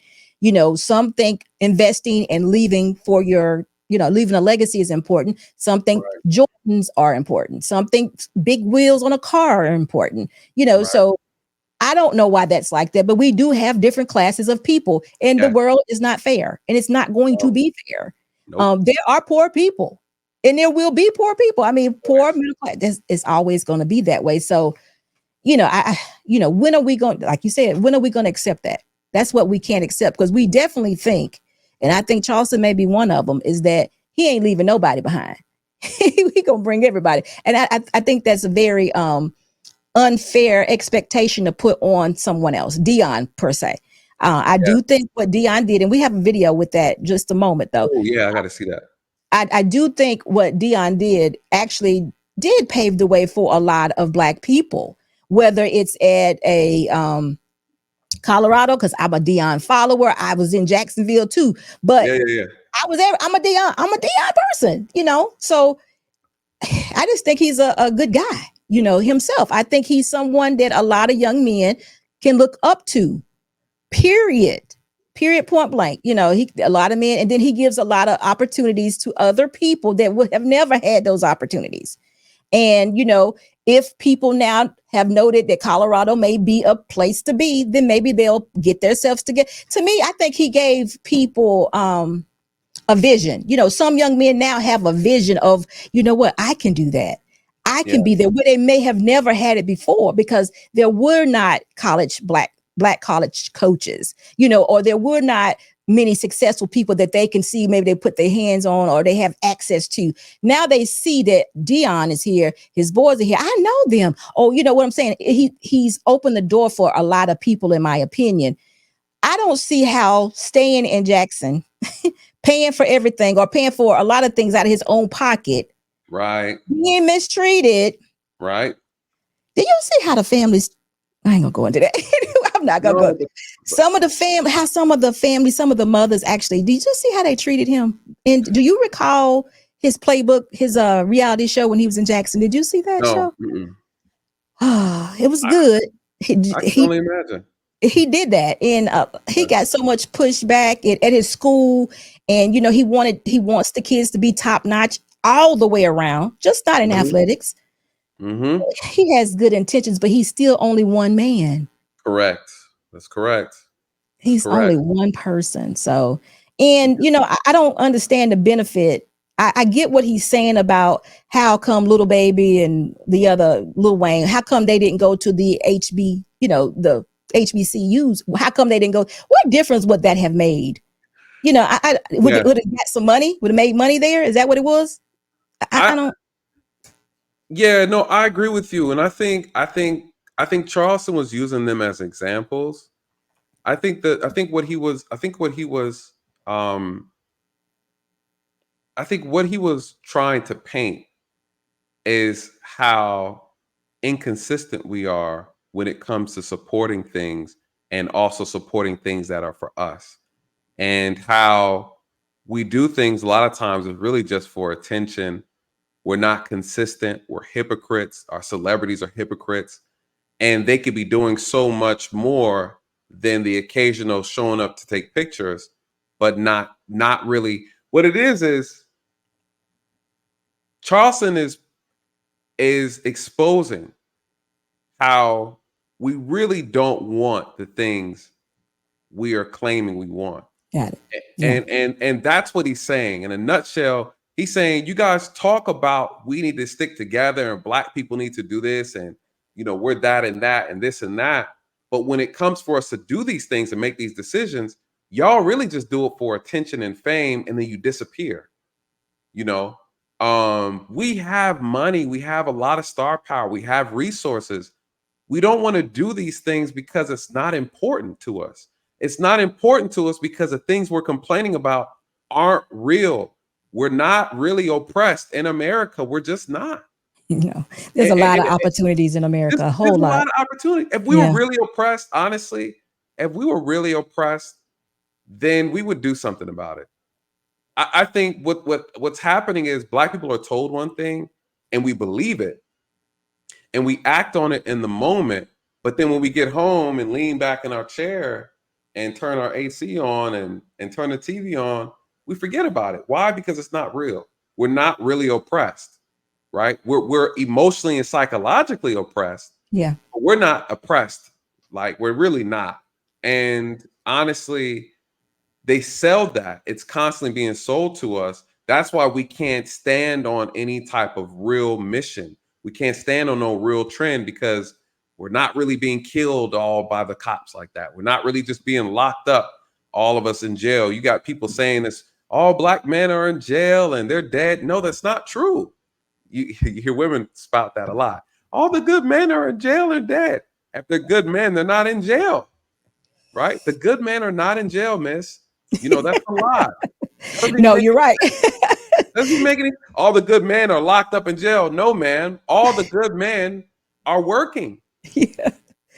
You know? Oh my goodness. Oh my goodness. Yeah, you're right. We do. Where'd that even come from? All the good men are locked up. Then what they say? All the good men are in jail, right? All the good men are in prison. They're dead or what? They're gay. This is what Black women say now. Yeah. Do they not say that? Well, they say there's no good men because we have the alternative lifestyle. They are, you know, gay or they're locked up. You're right. That's what they say. As a Black man, I've grown up my entire young adult life hearing them say that. Where are all the good men at? All the good men are gay, are in jail, or they're dead. They've been killed by the police. I've been hearing that my whole life. I know nothing but good men. And I watch these good men get passed up by these women all the hell, myself. I've been passed up. They've been passing me up all the time, all the time. But you know that there are women out there that say things that are like that, though. You know that, right? Well, right, because women will lie to themselves to try and as a coping mechanism. See, Yeah. women will lie as a way to cope with Right. why they're not getting the outcomes that they want. So instead of addressing, my attitude, instead of addressing my weight, instead of addressing, I'm missing teeth, instead of addressing that I smell bad, instead of addressing these things, instead of addressing the fact that I have 8 kids by 8 baby daddies, instead of addressing that, because I'm not getting a man, I'm gonna just blame the man. Oh, you know why no men want me? Because they're dead or they're gay or they're in jail. No, man, we don't want you because you're grossly unattractive, you're not intelligent, and your attitude is you're insufferable to deal with. That's it. Okay, but listen to this. Boss off Okay, the chain. let me share with you the emotion behind that. You just said I have 8 kids. What you mean a man don't want me? Ma'am, you're a pincushion. What you You're mean? listen, you're a pincushion. Yeah, but but you're talking at both sides of your neck right now. You just said don't no man want me. They look. I was giving it to. I'm gonna be who I am. I'm showing up just like this. I got 8 kids. What you mean a man don't want me?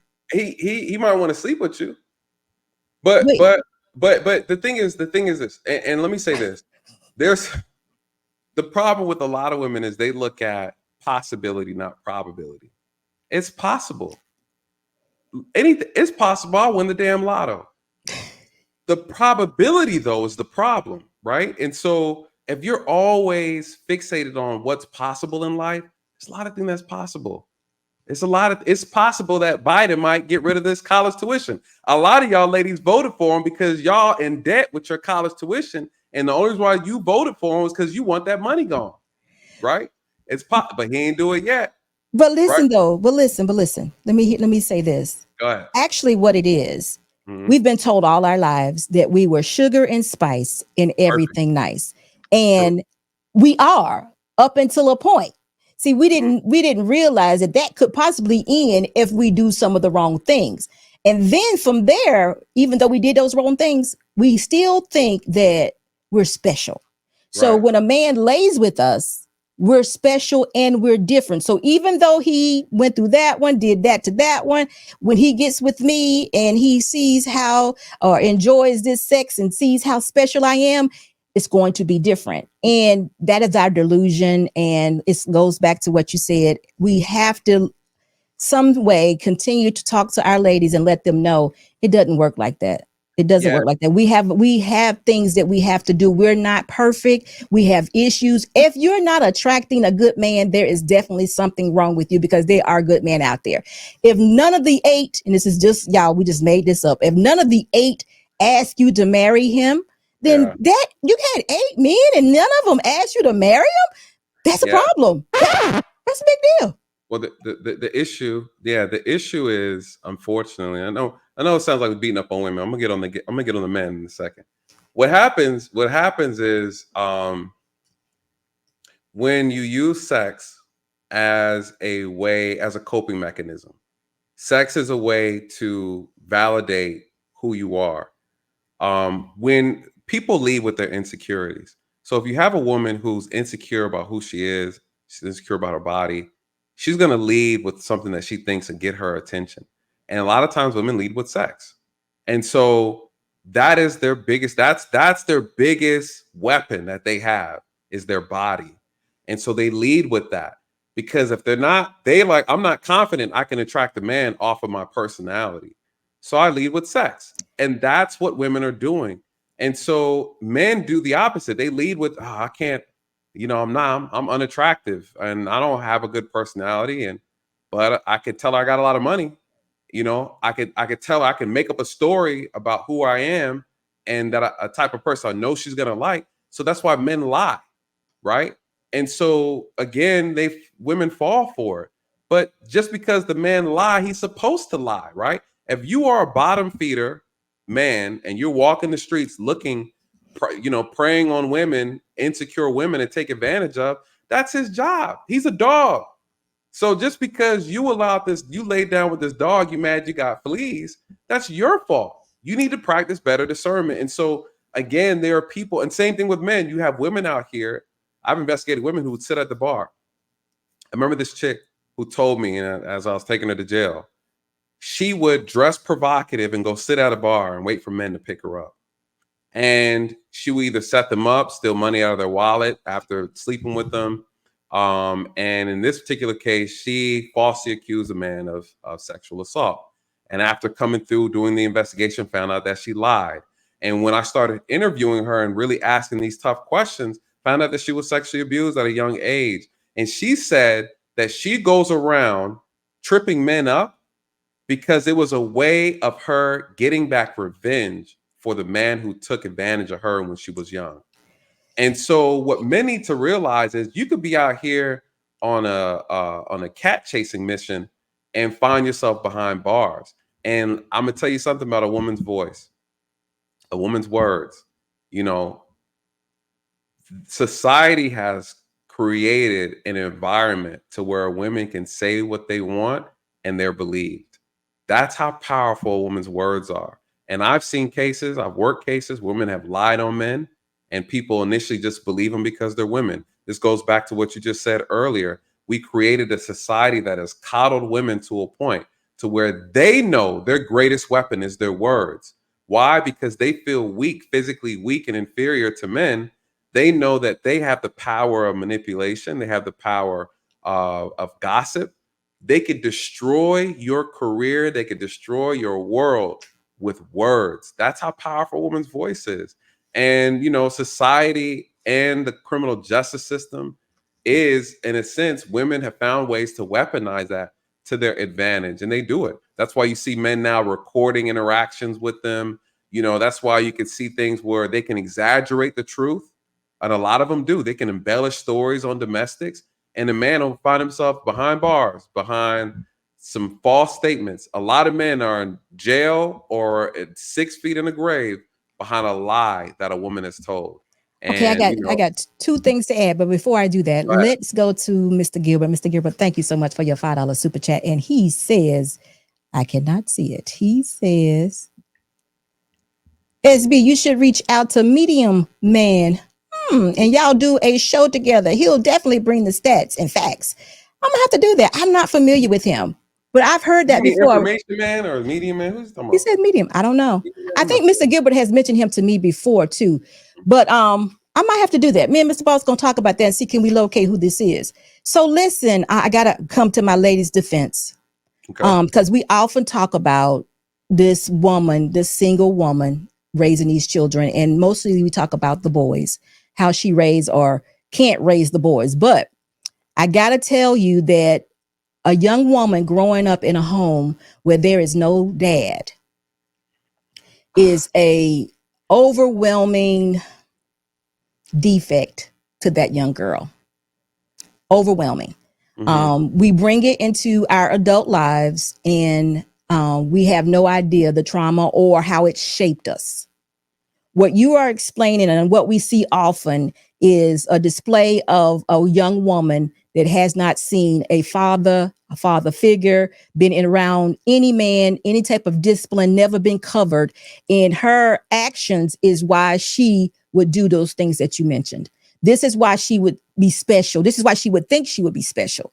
Or this is, she's missing her father. She's missing, he would have told her how to preserve herself or how she's valuable or how, girl, you just great. You have life in you. You don't give it to no man. This is what a dad would do if he was there.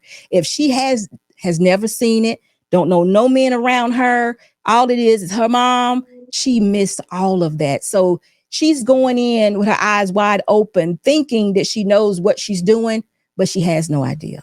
So I'm saying that all to say, I'm not taking the accountability off a grown woman that could say no to sex, but I am saying that I understand what you're going through and you need some counseling. But I just wish you knew that. See, that's the problem. They don't know that they need the counseling because it's their norm. You said it earlier. It's my norm now. Dad wasn't here. So the balance that he would have given me as a young woman, I don't have that. Dearly beloved. Yeah, and I say bless her heart. Yeah, I yeah, said, I said bless her but heart. men don't. But that man don't because he didn't have it either. So it's Yes, just and like you said, he gonna tell a lie. He didn't have it either. the, So the problem is though, and I agree with what you're saying. The problem is that society gives women an out and they don't give men an out. That's the issue. The issue is women can lean on the fact they can lean on the fact they didn't have a father. You almost feel sorry for them, but then the man has the same problem. His dysfunction, his deviant behavior comes from a lack of a healthy house, but we're not allowed to use that as justification, right? No one opens up their home and wanted to look at us as we need therapy. At no point in time does it ever address that young boys need therapy because they come from a broken home. We just naturally as a society feel sorry for women. We feel sorry for girls, and that's nobody's fault.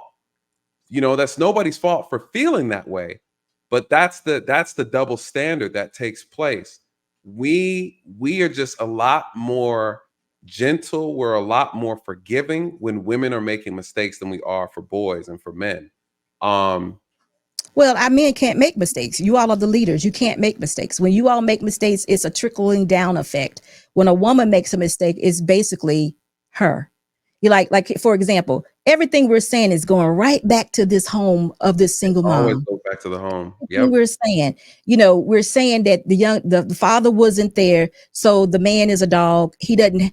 No one said to him, "Don't you have jewels? Don't give your jewels away." No one taught him legacy. No one taught him Right. anything past the point of, man, that's your nature. Right. So now he's in the system, maybe, if he had a child, what have you. And she's on the opposite side. No one taught her that same value. No one taught them the duty that comes with having sex or even having relationship. They missed all of that. And that is Man. that's what we got going on now. And see what then it goes back to just to the whole premise of you know how much power women have to where you choose wrong, ladies. You can essentially destroy generations and generations just by picking the wrong man, right? It's not that that man needs to be good. It's that you need to find a good man, right? There are good, bad, and ugly men out here. If you're picking ugly men, you're picking bad men. What do you expect the byproduct is going to be? Women, you Hmm. have a very huge responsibility because we can't create life without each other. If you understand how valuable my role is as a man, it is imperative to you that Right. you find the right man to reproduce with. To groom You want such a to man. tell me about the bad men that you selected. Hmm. No, I'm saying show me the good men that you selected and decided to reproduce with. This isn't about how he looks, about how tall he is. You don't judge a man by the size of his wallet, right? You judge a man by his character. You judge a man by his leadership. You judge a man that's living in his purpose. You judge a man who's connected to God, right? That's a And good man. You're right. and that's a good man. And so we often complain, and I understand women's plight. I get it. It's not easy. But when you're saying there's no good men, no, there's the men you picked were no good, right? It's not easy, but we have choices though. We got to Have understand choices. that we have choices and we make them. But you know what, Nathan, you and I both, and I hate this part, we're saying all this and I feel as though someone needs to hear it, but we Mhm. are all after the fact. Nobody said it when they were like 11, 12. Dad wasn't there. Mom wasn't saying it. So where you are representing the man or the father that would have said those things, he wasn't there. Where I'm representing the mom or the auntie that would have said it, I wasn't there. So we got to pick up the pieces like we've been saying. But anyway, Listen, listen, let's go to this listen, next one because this is listen, before you go to the next one, bless the okay. heart, bless the heart, bless the heart, security boss. Let me just say this, okay? What? How does that song go? Um, Susie and Mike sitting in the tree, right? How does it go? Kissing. Okay. KIS kissing, yes. Okay. First came what? Love. Love, then came marriage, then Then came came a baby, with and the in the baby baby carriage. carriage. The Right. reality is this: these kids know, and I know plenty of parents who tell their kids the proper way to conduct themselves. The culture is telling them the opposite. They don't That's have why to. culture needs to be fixed. I talk to women all the time. I've interviewed these women all the time who are in these situations. I interview men the same way, young boys, young girls. And I ask them, what did your parents tell you? What did your mother tell you? What did your father tell you? Oh, my mom said I should wait till marriage. My dad said I should. They tell them they're doing what the culture wants them to do. That is the issue. The issue is they know better. Hey, did your mom ever tell you to kick these doors in and rob people? No, they told me never to commit crimes to do that. But you did it anyways. Why? It's not that they don't know, security boss. They know. They know. So them not having the father is not the issue. The issue is these kids want to do what they want to do. The father is there to instill discipline and structure and maintain order. But it's not that they don't know. These women know. They absolutely. I talk to them all the time.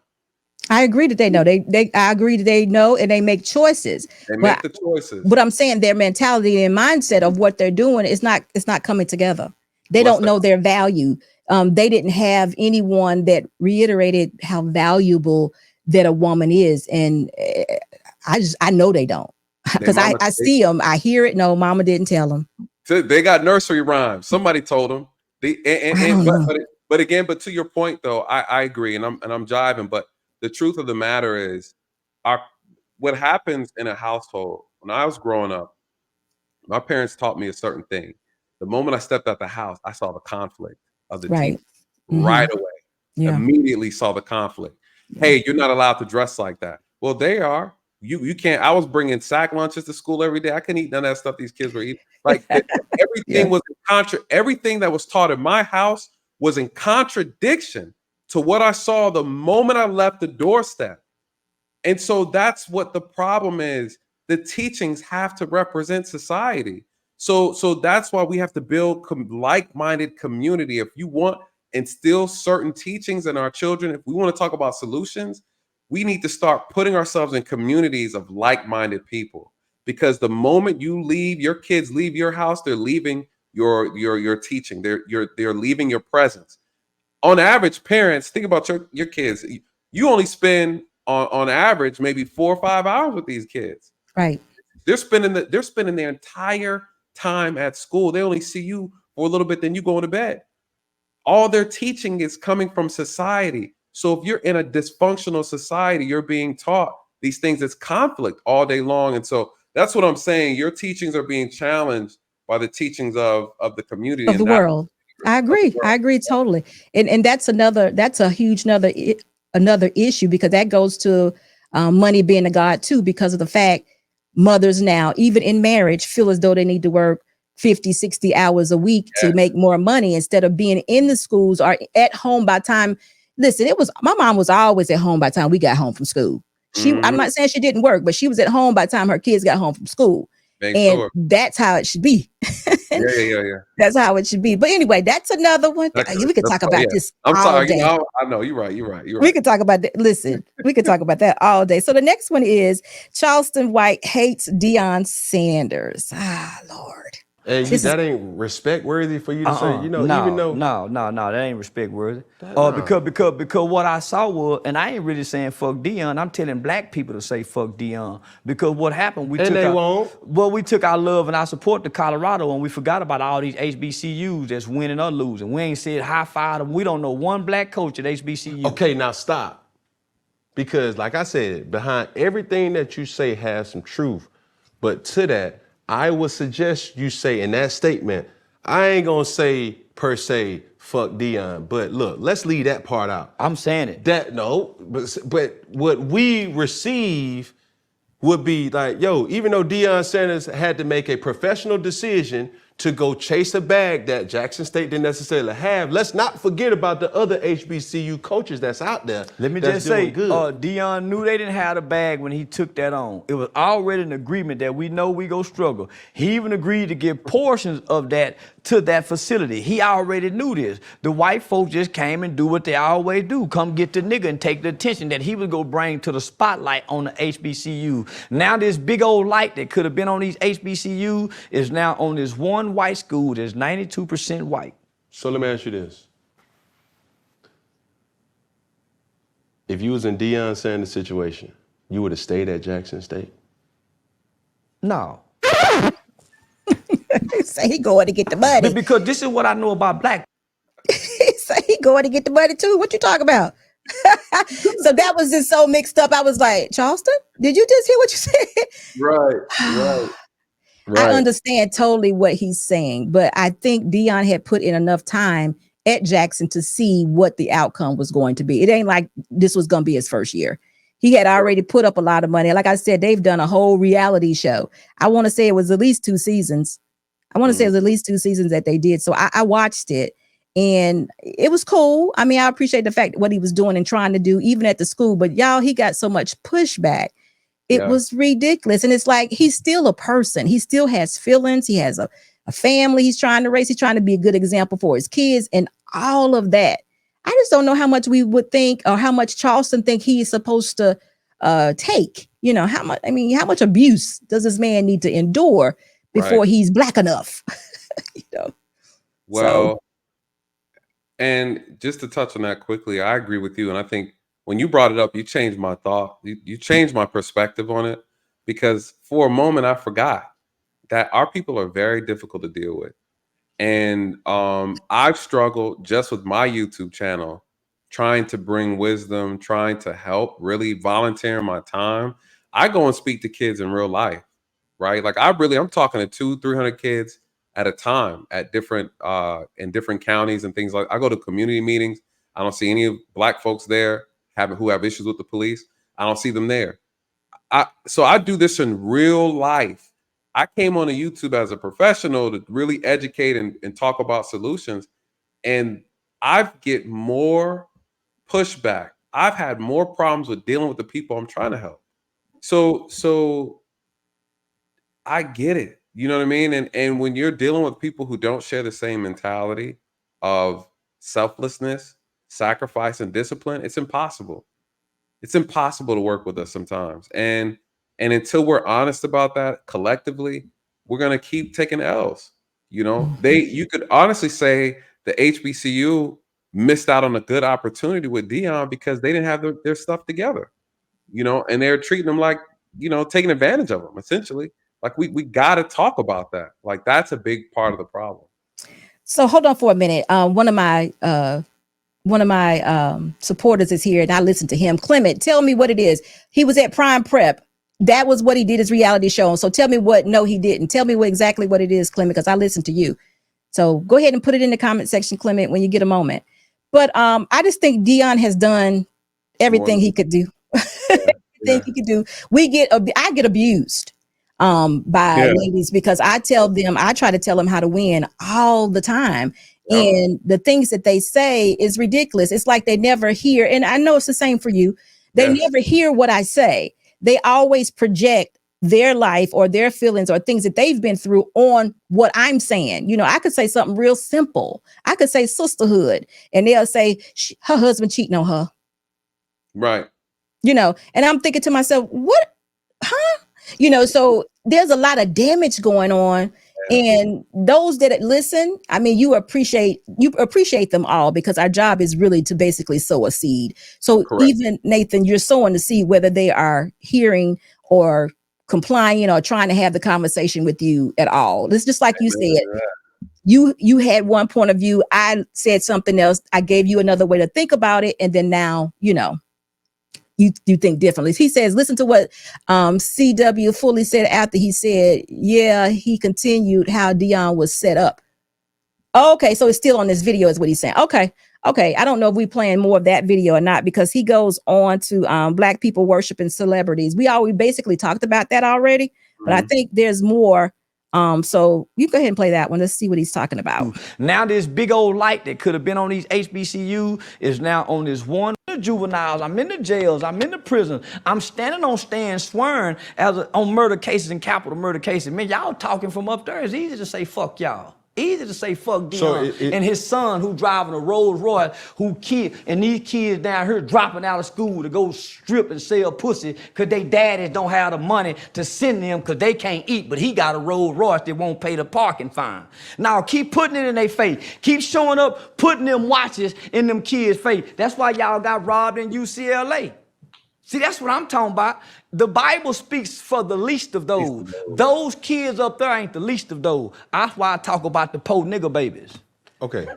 So can we keep it funky? Yes, sir. Charleston White, it sounds like you a hater. No. I'm a realist.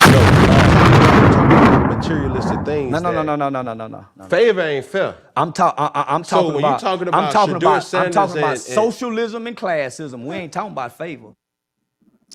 Yeah, I believe Dion Charleston. coach football. I believe Charleston a little bit hater. I think I'm hearing some hate. I am. He you know, but just like this is what we do in our community, just like how you're saying women do to you. Yeah. And I try to talk about this on my channel is anytime we're trying to criticize our people, constructive criticism, we want to use the ad hominems, right? We want to deflect by giving insults. There's nothing that he said. I think the conversation just went way over Cam's head, way over his head.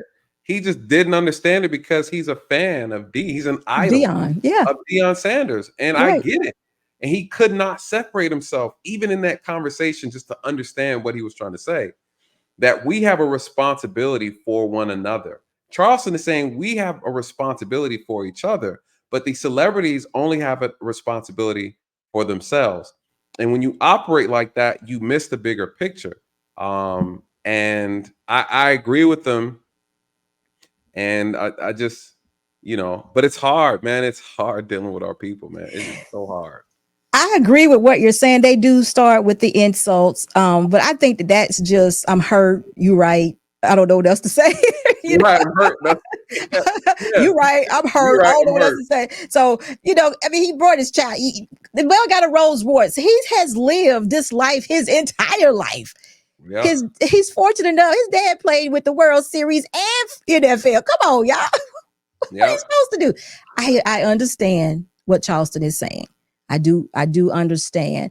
But again, we was dealing with an example where a young man said if his neighbor or someone had an iPod, like if a man had an iPod and it was $1,200, he felt like he was okay to steal that from him because he couldn't afford one. I'm serious. I'm like, so he said that it should be a difference on how the two people would respond, because that $1,200 iPod, the one who had the money, he can go get him another one. But the other one, you know, he should be able to go take his life or hurt him dearly because he took it from him. You get what I'm saying? Yeah. Wait a minute. So you're saying the man that has the lots of money, he deserved to get his Apple, just like he said, keep on getting them tickets. They're going to beat you up. They're going to hit you over the head. They're going to do all this to you because he driving Rolls Royce. What? I mean, you know what I'm saying? Yeah. What would be good for you, Charleston? What kind of, what kind of vehicle would be good for Charleston for the young man to drive, you know? Charleston's coming from the mindset of Jesus came in on a white donkey. You get what I'm saying? And so he's talking about humility and saying how when these guys show up to the communities where these kids are poor, they're struggling, trying to put two and two together. They're really just out here to play. And you're coming down as a celebrity who's rich and your son is rich, and he's flexing in front of these kids who don't have nothing. You're already detached, right? You can't even relate to what they're going through. If they don't make it in football camp, guess what? They're out of school. They got to go back home into the hood. And you're coming out here, you're parking your Rolls Royce as a student, and you're getting parking tickets that you don't even care about. They told your Rolls Royce, they put a boot on your car because it's not a big deal. Right. So they're looking at his arrogance. They're looking at this, oh, I'm Dion's son. Like, I can do what I want to do. Sir, if I don't make it, I have to sell drugs back at home. If I don't make it, I got to put a mask on. Right? If you don't make it, you get to go back into your pearly gate house with your father who could take you anywhere. This is the same problem that what is his name? Is it Michael Irving? Football player. Football player, former football player. Yeah, there is a Michael Irvin, but Michael Irvin, ask Mr. Ball. Michael Irvin is a football player. Yeah. So his son has his son. I forgot his son's name, but Oh, I know you're talking about the Dallas Cowboy. You're right. You're right. His yeah, son, right? But yeah, wanted more money. Yes, yes. his I son remember you is his saying. son.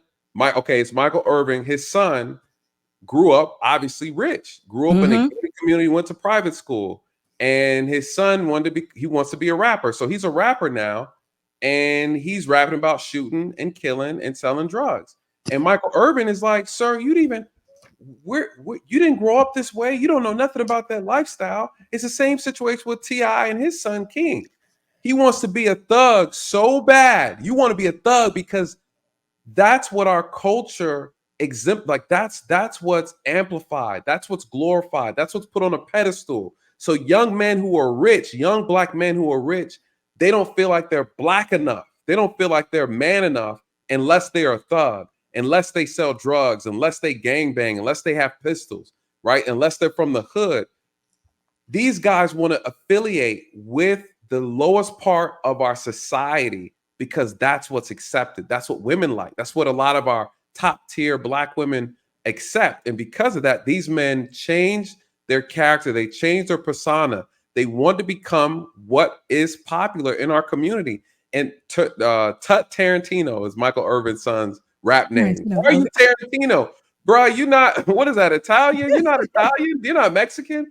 You want to be this big time cartel gang member so bad. Sir, you grew up in a gated community in a mansion with pearl floors, right?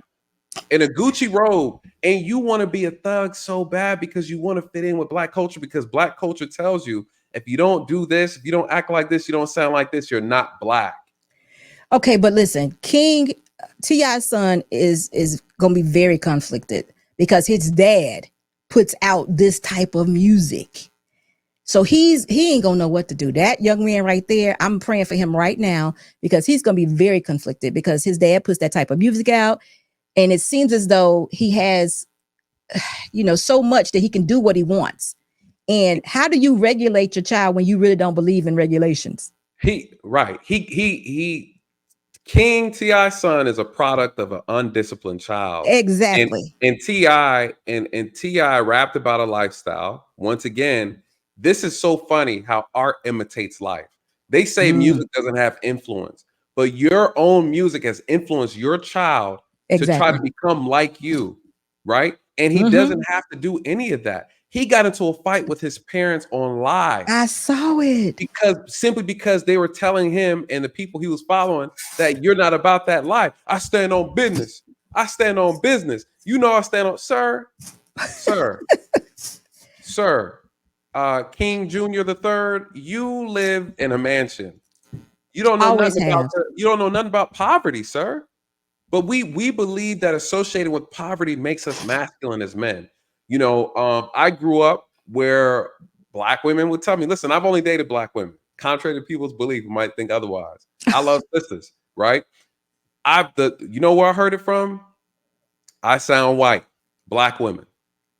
You don't talk black enough. Black women said that to me, Wow. right? I did martial arts growing up. Oh, black people don't do that. That's a white person's sport.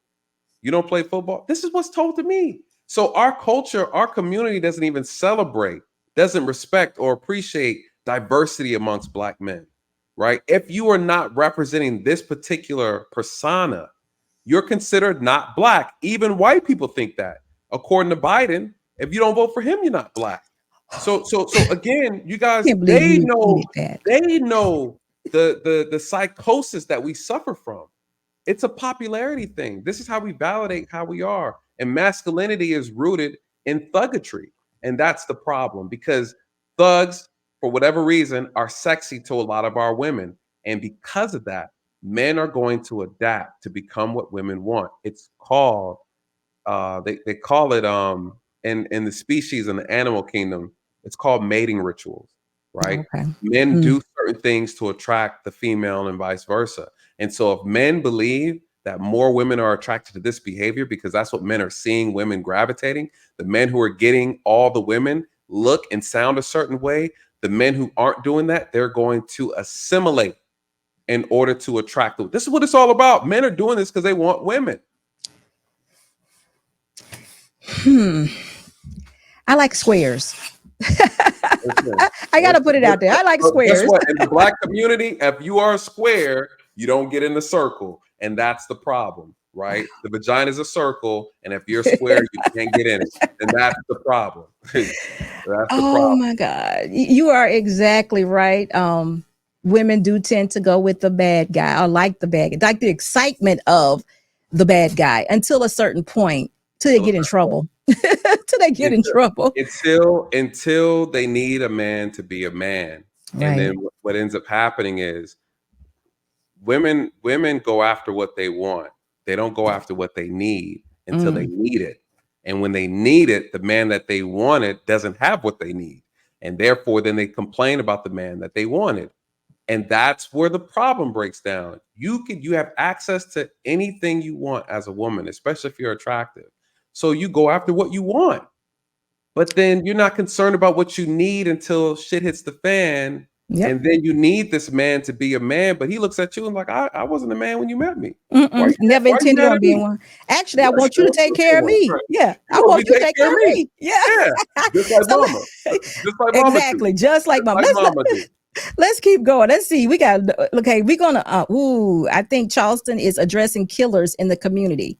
The Yes. delivery of it all. Oh, can we keep it funky? Yes, sir. Charleston White, it sound like you a hater. No. I'm a realist. No, because you talking about materialistic things. No. Favor ain't fair. I'm talking So when you about. talking I'm about talking Shadur about. I'm Sanders talking about and- socialism and classism. We ain't talking about favor. Dion coached football. I address killers. I say fuck King Von, Nipsey, Rolling 60. And if you kill in my community, I'm gonna say you did it, nigga. You don't get to ride around here and holler no snitching. Who did that killing? I'm the nigga come out and say they shot that baby. And you bitch ass nigga better turn y'all self in, nigga. And we ready to go to war with that. See, Dion don't do that. Who is, when you say we, who is? Me. And I got some niggas go to war. Okay. Now I got some niggas go to war, homie. See, this is the thing, Charleston. Like, I think everything that you're saying has some truth to it. It's just the delivery. You standing, there's no denying that you're standing for and by your people. Well, here's the thing. When you addressing evil, you can't worry about the delivery. When you looking at the conditions of our community, you can't worry about the evil when you got kids that kill kids and say we smoking on Tuka. See, they wasn't worried about the delivery when these kids in Chicago were talking about smoking on Tuka. Mm-hmm. They wasn't worried about the delivery. I ain't got no manners for no slut. I'm gonna put my thumb in her butt. The delivery? I like girls kissing girls where I'm from, and that's on the radio. Girls on girls, that's promoting lesbianism to my daughter as we driving to school. This song they playing with Drake. Y'all worried about the delivery? These niggas talking about killing each other. They really, that nigga Thug said, nigga, I shot at your mama. You don't mention me no more. He really shot that nigga mama. And y'all worried about my delivery? These niggas are confessing to murders on songs. And y'all worried about my delivery? The conditions of black sucking them talking about booty holes. Y'all worried about my delivery? Come on, don't be hypocrites, black people. Y'all can't listen to this music if y'all so caught up into my delivery.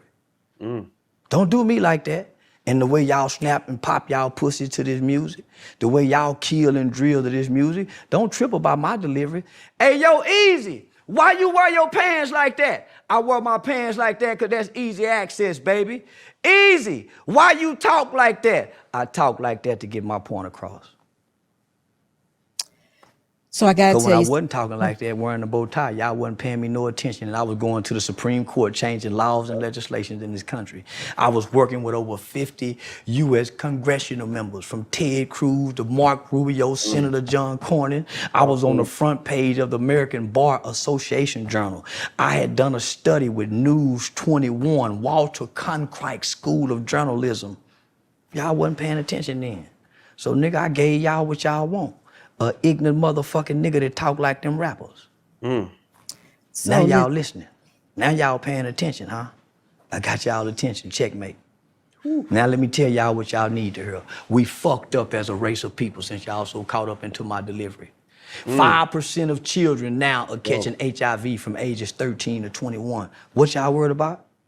85% of the new chlamydia, all the new cases of teenagers. What y'all so caught up about?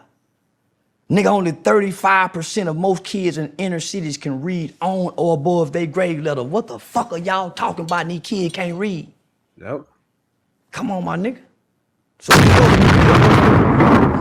I'm not bashing the black woman in her BBLs.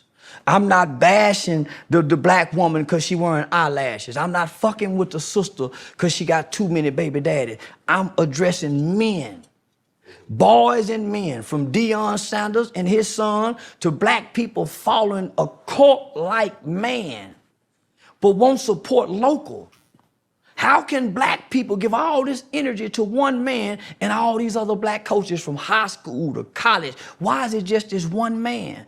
And we abandon hashtag HBCUs, just like we abandoned no justice, no peace for George Floyd. Are we still mad about George Floyd? Are we still mad about police shooting? Is that why we not kneeling no more? Are we still boycotting the NFL? What happened to all these things? What happened? Nigga, because I'm still stuck on Tamir Rice while y'all stuck on my delivery. I'm still mad why ain't now motherfucker tore up the country behind Tamir Rice. Baby Tamir Rice at that. Since we so in tune. See, I know a kid by the name of Dacian Steptoe who killed a high-ranking police officer by the name of Officer Garrett Hull. They called him Rambo. After he killed Officer Garrett Hull, rather than them taking Dacian Steptoe to jail, they executed him on the spot. Broke his arm in two. So I'm saying to myself, man, why these people so caught up on my delivery when all these police shoot? Nigga, ain't nobody died for nothing yet. See, nigga, I done put my life on the line to die for a family who the police was threatening. I ain't see now nigga on the front lines. Yep. So when I see celebrity niggas from football players to basketball players to rapping niggas, I say, man, them niggas can't talk to me, homie, the kind of work I done put in. Them niggas ain't got no business saying a motherfucking thing to me. Nigga, I really been feeding the community. Nigga, if you go to my city, nigga, if I talk to mayor, listen, these niggas just be talking. So now, nigga, I really get offended. That's why I say, fuck Dion. That nigga lived in Dallas, Fort Worth for over 20 years. That nigga ain't known for doing nothing in the community, my nigga. Nothing. Fuck his son has been favored to get to drive a Rolls Royce, nigga, when half the kids can't even pay college tuition where we from, let alone drive a Rolls Royce and not pay parking fee. Robbing, my nigga, that's what we doing anyway to our rich cousins. If we go be real, the poor black and the rich black don't get along, so let's play like we don't. If the rich Dion come down there, he go get robbed and hit upside his head too. Them niggas will rob their mamas down there. Facts. Let's just be real, homie. But I ain't left them people. I still go back to get my haircut with them. I still pass out turkeys. I still give them Christmas toys. When they call to get their kids out of trouble, I'm still there. I ain't left them yet with my stardom. Dion left. I ain't showed up in a bunch of kids' life and promised them that we go grow together. And my first chance I got, nigga, I left them and took the money. You know what I just did? I just left this whole group of kids right here with some more abandonment issues because they were seeing me as a father figure. Y'all just see him as a coach. They were seeing a daddy, a father, just the presence of that man. Just the presence of that man in them boys' life, homie. And you take that from them? You take that from them? You take the limelight from them, you take all that from them, you strip them from that, and now they back in the dark? They back in the dark? Shh, come on, my nigga. I'm starting to resent black people. Don't do that. Nigga, next year I'm gonna be hollering fuck black people. Cause they the most hypocritical, fakest motherfucking people in the world. Cause if any motherfucker mad about what I'm saying and can like Lil Durk, can listen to King, nigga Nipsey Hussle say, I'm gonna turn all these bitches into lesbian. I started not liking that nigga when I heard him say that. Nigga, you'll turn all the hoes into lesbian? He said, oh, He said, I'm gonna turn all these bitches into lesbian. Nigga, not my black queens. Maybe you ain't got no black mama. I got a black mama, nigga. But hold on. You just told me that you wanted to doggone have an exotic baby in another foreign country. I don't give a damn what's in another country. Them ain't my people. But you gonna leave them. That but ain't you my just, people. But that ain't my people. But hold on. I would make a white baby and leave that white baby. That ain't my baby. But you're saying something that you admitted that you wouldn't do. No, but I would want to do it. But you don't do it. That don't mean you will do it though. But listen, no, I won't do it. Okay, but I so wanna these do it. people are speaking about Okay. having the ability to have. Okay, let's stop right there. I done had enough of Charleston, but I got to give I got to, before he just fell off the cliff, because he will do it, won't he? He'll do real good. And then he'll just, okay, so listen. My baby. I agree with what he was saying about his delivery. I often get that type of thing too, and that's a lot. That's always a hang up in our community. The way that they talk to me, the things that they said to me, and we are literally dying, making mistake after mistake, and kids are burning up in houses. I mean, you name it, it's happening to us, and somebody is saying, "Why are you, why are you worried about the way I told you?" Come on, why are we worried about the way that it's being delivered as long as it's telling us the truth and it's helping us? How could we be worried about it? Because That the is, majority of us are raised by women. oh, the emotional thing. I see what you're saying. Okay. Well, you're right. Women do. We do funnel everything through our emotions. So look, I can't even argue with that. I agree. So listen, we basically has gone through all the videos. Charleston keeps on, y'all. He falls off the cliff, I think, one more time. Y'all gotta go check it out. They do a first word. I can't even let y'all hear. No, that was great. They do like a rapid fire. First word comes to me. Charleston y'all, I can't even tell you. Y'all got to go check it out. But what I want to do though is I'm gonna ask Mr. Boss to drop the link really quick. Now, if y'all don't agree or have a different opinion on some of the things that we've said or what Charleston said, period, we want y'all to hit the link and come on up. We're only going to do it for a short period of time. We don't have much time left here, but we would like to hear from you all. If you all totally disagree with Charleston, myself, or Nathan, and has something totally like y'all wrong, y'all did this, y'all did that, or whatever. But I gotta tell y'all, I agree and definitely believe that life is not fair, and we have different class of people, and everybody ain't gonna make it. I'm sorry, everybody ain't gonna make it, and one or two people are not gonna be able to save everybody. So, with that being said, Mr. Boss has just dropped the link. If you all want to come and say something, got some issues, we're looking for the smoke tonight. Make sure you bring it with you. Come on, and y'all talking to Smokey the Bear, so come up if you want to. And listen, where's Travel One at now? Listen, and you got to cam up. Put your face where your words are. Y'all. He said y'all got to cam up. Look, they definitely ain't gonna do that. Listen, you ain't gonna cam up. You ain't gonna stand up. Don't cam up. Nah, you gotta sit down. They ain't doing that. It's easier. I have some confidence when I ain't got that camera on. Exactly. Now we don't play that over here. You want to come up here and talk trash? No, they ain't coming. They ain't gonna talk trash. I do this sometimes often, and I be like, anybody got any smoke for SB though? But they'll cuss me out in the dark comment section. I be like, y'all ain't hitting on nothing. They want us to go back and forth and keep reading. I was like, this is a very difficult conversation we having. Can we talk face to face and we can get to the bottom of it? They don't care. It's difficult, and I've had people come up on my channel and challenge me all the time, and they'll start off real angry. I don't appreciate what you said or whatever, and then after you really we get to talking, what the issue is, they don't like the way I said it. Your delivery. It's the delivery, and I'm like, what does that have to do? Well, it just sounds like you extra mean or aggressive when it comes to Black folks, sir. This is about Black people. I'm here. My empowerment speech makes you feel uncomfortable because I'm putting the onus on us to fix the problem.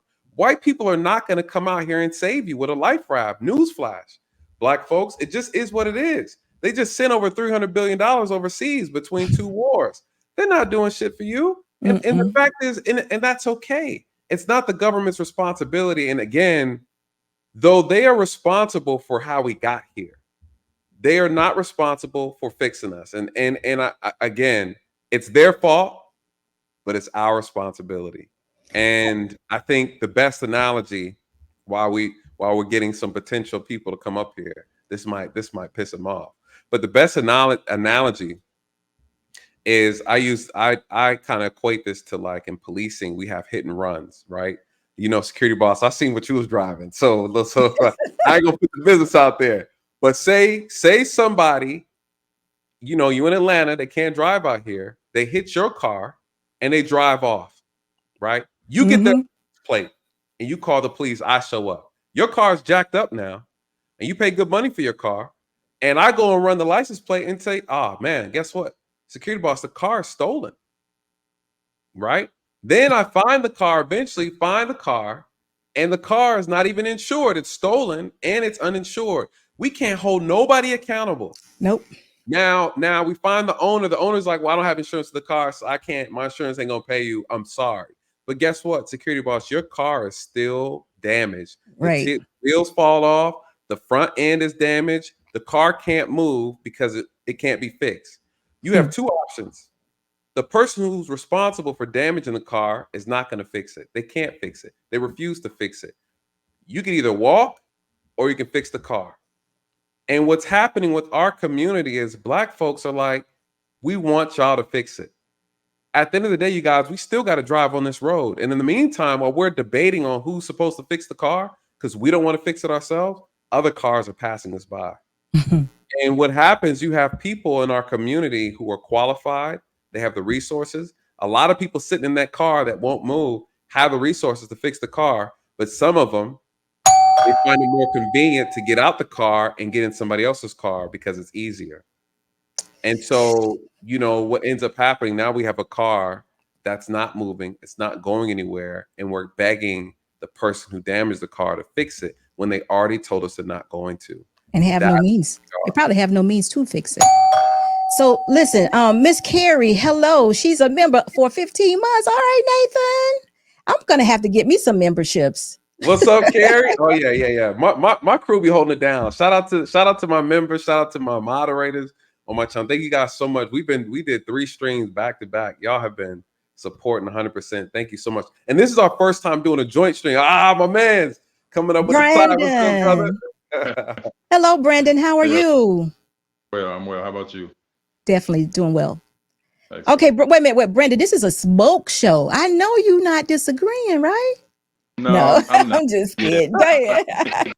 I was gonna keep it brief because of that, but I did look at someone do a reaction and review to this video that you guys covered, and one thing that was frustrating for me is people they do this thing where if the point you're making, we'll just take Charleston and cover him only. So for Charleston, obviously he's a character, right? Obviously he's abrasive. Obviously he's rough around the edges. So for him, you know, easy target with character, immorality, language. So the conversation steers to, well, how exemplary is he to be making statements? And now we just say, oh, hypocrite. And that's our out Right. for being called out for the things that we're hypocritical about in the community. And so I noticed that, and Nate, I talked to you a few days ago on the stream. I noticed that Cam was doing that strategically or maybe unintentionally. Either way, you know, the response seems to be this programmed deflection tactic. Yes. When someone's caught you in the wrong. So I just wanted to point out that I don't know if Cam was doing it on purpose or not, but nonetheless, he was doing it back to back to back to back. So when they brought up the whole delivery thing, you know, Cam has already made it clear he's biased. He's for Dion. Absolutely. It's just a matter, you know, so it's just a matter of poking holes in the deliverer of the message to undermine the importance. Correct. Yeah, I would say what he represents that side that believes white people are responsible. So if white people are responsible, there's nothing you can tell me otherwise, because I've come from a liberal background. This is how it was taught to me. I believe what the media tells me, that Black people are oppressed. So when you accept all those narratives, when you hear him talk about, you know, criticizing and shaming Black behavior, you're offended. You become offended because in your mind, you're like, well, I'm not this way because of me. I'm this way because of what white people did to me. And that becomes a scapegoat. And so that's why he called him a coon and he called him a hater, right? He said, isn't that cooning? No, why is it cooning when I'm pointing out degenerate behavior? That's not cooning. Why is it a hater? Because I'm talking about how he's flashing his money around kids in poverty. That's not a hater, you know. And so to your point, you're absolutely correct. We want to lead with name calling instead of focus on the real substance of the conversation because I'm offended. I'm offended because I'm talking about the culture that you yourself participate in because you are rich, you are an athlete, and you are a celebrity that's looked up by these kids and they idolize you. So essentially, by him talking about Dion, he's actually also Talking talking about Cam. Yeah. Yeah, yeah. that's why he was so offended. And I love Cam. I love his channel, but we show that emotional response you got out of Cam in his own interview. He played himself. He showed his cards and got offended because he knew deep down inside that visceral reaction. He was talking to him and he could relate to what he was saying because he himself does the exact same thing. And that's why he responded in that interview the way he did. You know, I don't think I totally agree with that. I think, let me tell you what I think. I think that is part of it, but I think that he definitely respects Dion so much, and the fact that he was just blatantly disrespecting him with the F word, I think he kind of was taken off guard. You know, that kind of caught him off guard. That's what I think. You no, know, I agree with that. I agree. No, I agree 100% with that. I'm saying as the conversation went forward, I think he started to also align himself with the message and say, I'm no different than Dion. right. Literally, I go down, I do a little bit of this, I give out turkeys too, I participate. And then Charleston saying that's not good enough. You Right. guys, and he said it in the interview, he said, you guys are speaking from up here. Right. I'm Yeah. speaking from down here, looking up, He said, telling "You y'all, guys." there Yeah. you go. Yeah. And so Cam is a dude he's from the hood too. And he's still trying to act like he's still, not necessarily act like, but he's still trying to associate with that. Sir, you're in a way different tax bracket now. And we know as Black people who come from that environment, we are embarrassed if we are forced to disassociate with the lowest of us. But wait a minute. Brandon, we're gonna let you go in just a moment, but I need to say this because I don't think Cam came from a hood. Cam comes from a 2-parent household, and I think Cam's dad is actually a minister. It's So in he Atlanta. might be low. He might be low income when he was little, but low income, but that low. Security boss, are you in Atlanta, security boss? You local? no, right? I'm not. I be in Atlanta a lot, but I'm not. But I don't live in Atlanta. I'm from North Carolina, and that So I know about Cam because he played football Yeah. here. So me and Nathan, we are. I can speak for maybe this area. There's Atlanta, and then there's the Metro Atlanta area. yes, So because Atlanta, what is it, zone 1 through 6 or 1 through 5? One, right? 5, yeah. No, 6. Atlanta's Zone 6, yeah. Atlanta's such a big deal that it has influence on its neighboring cities.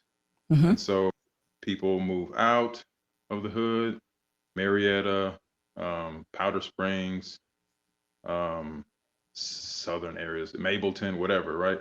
And Austell. So they start to branch out, and some of them take the hood with them because they're still from the hood. yeah, That's a good point. You have what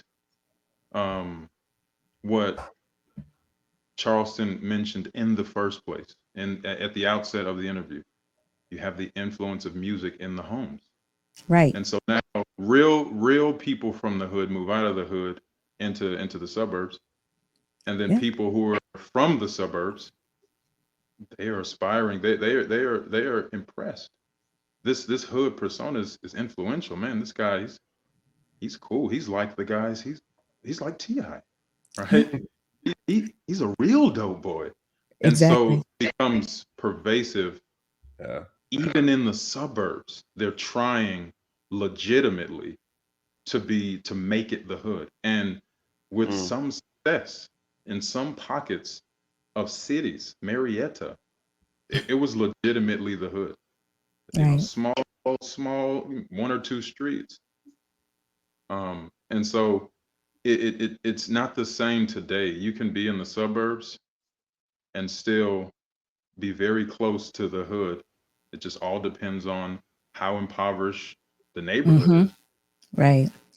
So listen, thank you so much, Brandon. It was good to meet you. Thank you so much for being Bye. here. So we're gonna bring up Mr. Rob Lane. Come back now, come to see me. Even though, me and Nathan talk about you. Look, you come over here, Brandon. I know you hear me. You come over here. Are you married? Shake your head, yes or no. Oh, okay. You ain't single. All right. Yeah, yeah. All right. I'm gonna leave you alone. Hey, Mr. Rob Lane, how are you doing tonight, sir? Good evening, good evening. I'm doing pretty good. How you doing? Doing well. Okay, so you That's got some good. That's smoke. good. You got some No, smoke for me?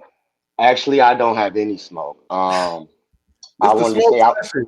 He but say he I maybe a little bit, all maybe right, a let's Okay. little. do it. All Okay, right. let's hear it.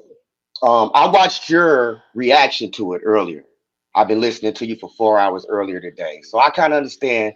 I know you understand what he's saying. My only thing with her, I'm sorry, Miss SB. I'm sorry, I'm using that. The No, go only ahead. thing, the only thing I got smoke with you about Mhm. is you have to take the comedy, you have to take your feelings out and listen to the logic of what he's saying. I've been following Mr. Charleston White for a couple of years now, and I've been researching. I've been digging really into what he's saying, and I get it. He's a comedian as well. Gotta remember that.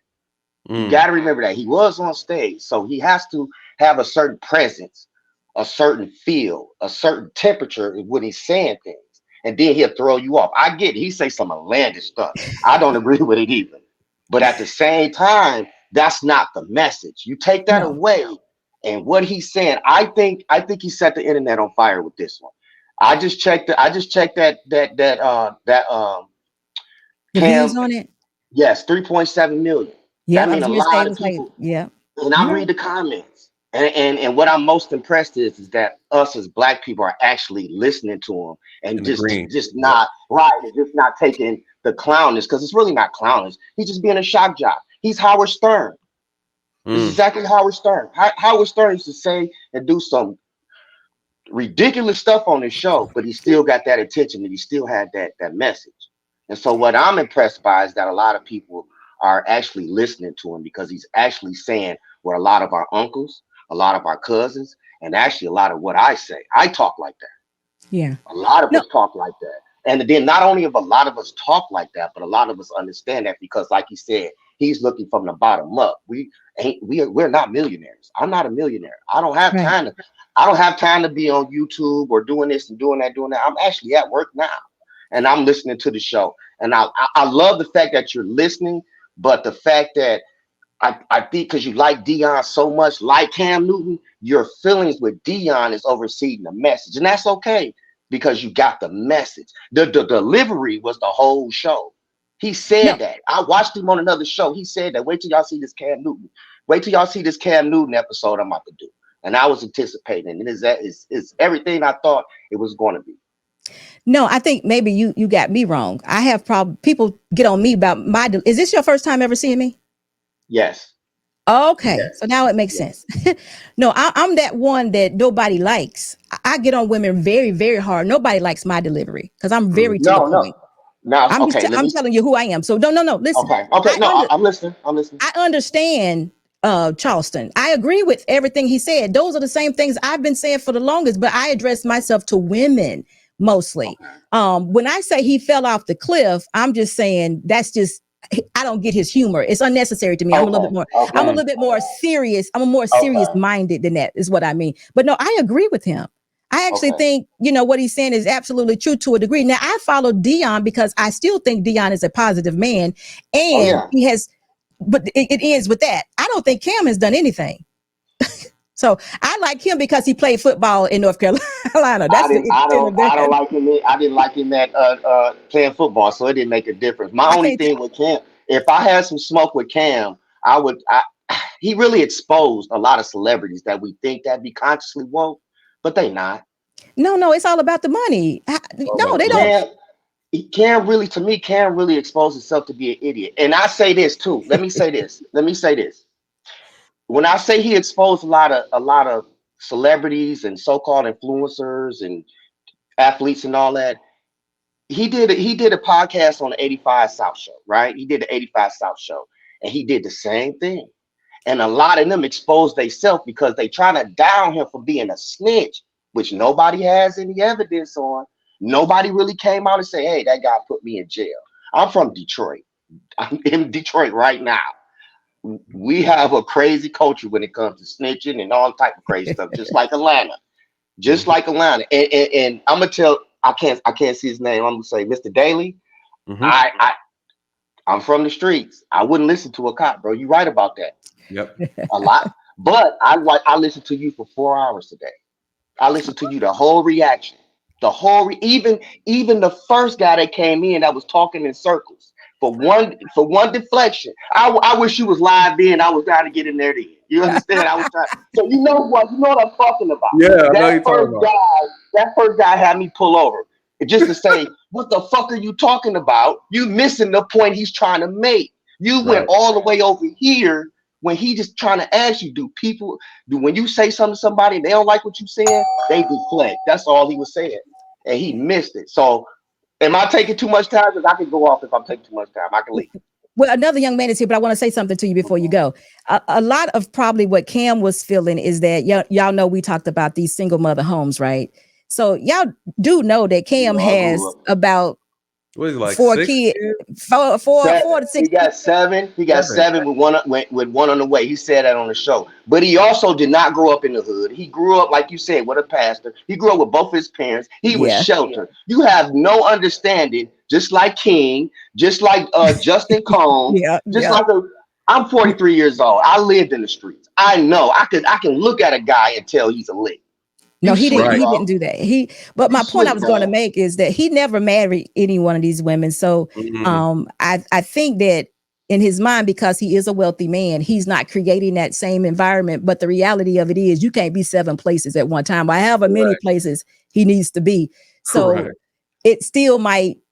He may be feeling a little conviction because of that. So that may be why he didn't say anything, or that may be why he came out with you a hypocrite type situation. You know, it could have been a little deflection on his part because of some things he's experiencing.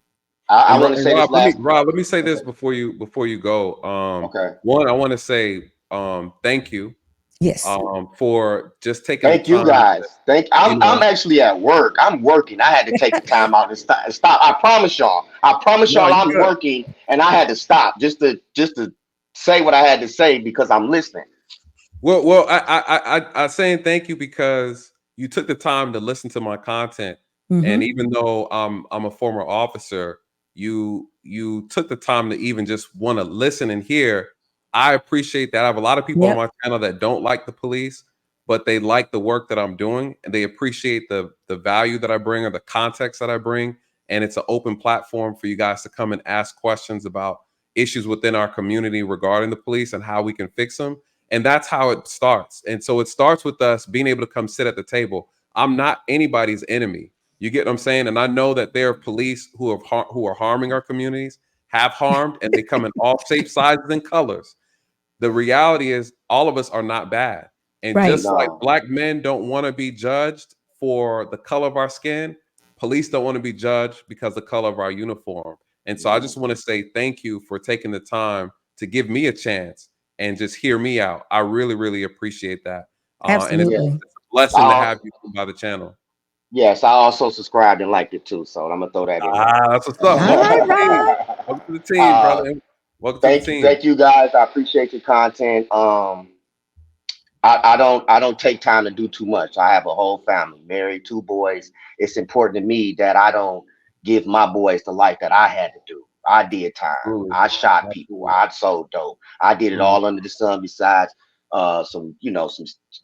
some SA stuff, and actually what they say, unliving people. I've never done that, but everything under the sun I did. But now I'm a grown man, and I can't continue that cycle that I had to live for my father. And to your point, you have 2 Black boys, and so it's imperative that you bring them to the channel, listen to the things that I'm saying, because I'm educating them on the law. I'm educating them on how to interact with the police. Because there's things you're going to tell them not to do when they come in contact with the police, but they also need to know their rights and understand the how they need to be respected, and then also how their etiquette with law enforcement to keep them safe. And that's how we learn from each other to make this thing work. So again, I appreciate you, brother. And Rob, listen, let me tell you this. Did you say what you got to say?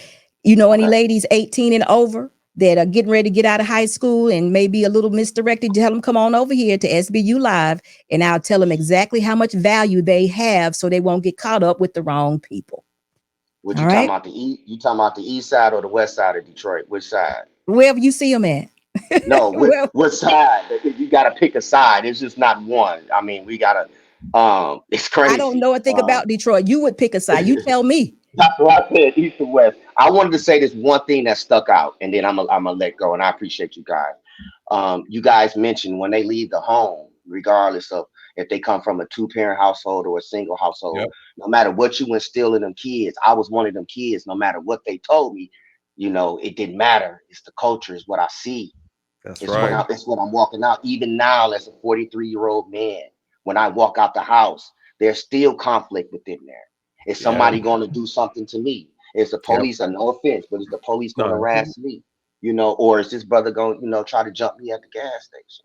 So it really don't matter. It's our society. It's the culture. Mm-hmm. It's Mm-hmm. everything has to change. But Yep. one thing I like what Charleston did say, and this is what I stand on. When I wake up in the mirror, that's when I start that change. That's who I'm Yes, trying to sir. fix. Yep. So it has Yep. to Looking start. at It has to yourself. start in the house. It has to It start has in the to. home. Has to If it start the don't house. We start in try. the home, we doomed. We got to get the nuclear family back Yes, intact. yes, We yes. got I to. thank you. I really appreciate you guys hearing me out. Keep up the good work. Keep up. All I'm right. listening. If Thank nobody you. else is listening, I'm listening. Thank you, Hey, Rob. amen. Bye bye. I like that. I Uh-huh. like It was that. good. Hey, Dre. Drizzy Dre in the Dre. house. Dre, I don't like cops either. I can't stand cops. Too much swine on the screen right I'm now. Too telling much you. swine. I mean, what are we gonna do? What are we gonna do? What are we gonna do? You know they would come in here call all we just all snitches right now. Y'all know none of us no good right now. Oh I Lord. understand. I understand. But I tell you, hey, Nate, you was cooking. I had some smoke for you, but you kind of cleared some stuff up. Cleared it up. I appreciate it. Because it's like it's a balance. You put a lot on the women, but it's cyclical. You know what I'm saying? It's like an Absolutely. hormones. You know what I'm saying? Absolutely. If women didn't accept men that sagged and didn't have poor hygiene, men wouldn't do it. But if men weren't sitting up there trying to get in the drawers of women that wore them big ass eyelashes, weaved up, colored hair, body augmentations, if they wasn't dealing with them, women wouldn't do it. Correct. You hear the lies, hey, we do it for ourselves, but no, you see men look at these IG models and you want to look like them. You know what I'm saying? Where in naturality, we were looking at originality. Now everybody looks alike. So now you're getting the same outcome as the ones who aren't getting anything because you look alike. Right. So when you ask a woman, what do you bring to the table? It's not because they're looking to see what you have, but you look like everybody else. So what separates you from the woman that you look like that I just saw walking down the hall the other day? You know what I'm saying? Another thing you said, one point you didn't bring up that you and I actually had a conversation about. Mm. What I've been hearing, and security boss, divorced, but I'm in a relationship, so I ain't in that shit. But one thing we talked about was all I've been hearing before I got in a relationship is women like, I said, I don't pay bills in a home, I don't lay my head in. Well, don't you want to help your lady out? Well, here's the thing. I can help the woman I'm dating out, but not if you're going to continue the same habits that put you in a situation where you need to help.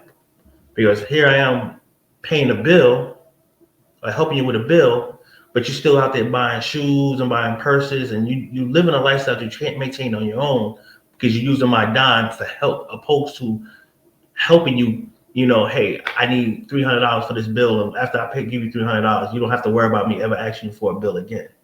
But these are the status that and requirements that women are asking for men, because you have men who are socially awkward that's not afraid to pay for that and get nothing out of the deal. So if men start understanding what their power is, what their value is in this relationship, and how they actually control the narrative, you wouldn't have gold diggers. You know what I'm saying? Because they'll be digging, but they'll be coming up with coal. Because men understand their value. If we had discipline, you wouldn't have to worry about it. You can't, a woman can no longer leverage her vagina to get what she wants from you because you have discipline, because you're a man on your purpose. But there's too many of us that's not on our purpose, and then when we get money, we think we're now, because we're still on the lower half, but financially we are in the top 1%. We still carry the same behaviors. It's no different from a woman that was 400 pounds, had surgery, lost weight. They still think that they're big women, even though they don't look like it. You still have a poor man's mentality, even though you have a rich man's bank account. Without counseling and understanding education, we're always going to be doomed to fail. So we got to fix each other up because this is everybody's issue. Everybody has equal contribution to the demise of our relation to our community, to the relationships that we say we want. You know what I'm saying? You know, you got corny brothers that will give women the retirement that they're looking for, but because they don't give them that tingle, they're not, they're invisible. So women have to take those rose-colored glasses off and really figure out individually what they want and start going on with these social media talking points, because what other people say they want may not be what's good for you. So we need to figure out what we want for ourselves and what our life look like and what our life may supposed to look like for us. So would you date a woman that is preserving herself for marriage? If she's never had sex before, yeah. And why would that make a difference? It makes a difference. I mean, I don't deal with born again virgins because at the end of the day, so you're punishing me for decisions that you've made. Now, Dre, that is a talking point that you're talking right now. I'm dealing with real life. Let me share something with you. No, I'm gonna tell you why. Because I mean, I've dealt with it before. Because well, I was just gonna I'll give you my opinion and let you come back and tell me yours. Okay. Okay. The reason why I say that is because women today have absolutely allowed their value to be diminished to nothing. Mm-hmm. And our value and our virtue is very dearly, closely, tied into our vagina. If we continue to give it away, we will become nothing. So at any point in time that I decide I want to stop functioning in sexual immorality, that's my decision to do so. I'm not punishing you. This is solely something that I'm doing for myself. I'm not even going to tell you that. It's just that you and I ain't going to have sex. I'm just saying, not you and I, but you know what I'm saying. We're just not going to have sex. So I'm presenting myself as a wife because this is what I desire to be. I'm sharing with you my standards, my value, the lady that I'm supposed to be. I'm ready to operate in my purpose. It has nothing to do with you per se. I'm just saying to you, this is my presentation. Yeah, I've been dysfunctional for a long time. I've been fornicating, having raw, reckless sex for some 20 years now. I'm done with that. Now I'm deciding, because guess what? I didn't get the results I wanted. Now I want some good results. So this is what I have said, or this is what has been revealed to me that has to happen. I got to stop giving my value away. So go ahead now. Tell me. Here's the thing. If you are convicted and you're standing on your purpose and this is how you're working and how you're living, cool. But what I have come up against is women who said that. All right. But what you're telling me and how you're moving, your patterns aren't congruent. They're not the same. I got you. Men need affection. Men like physical touch, right? And if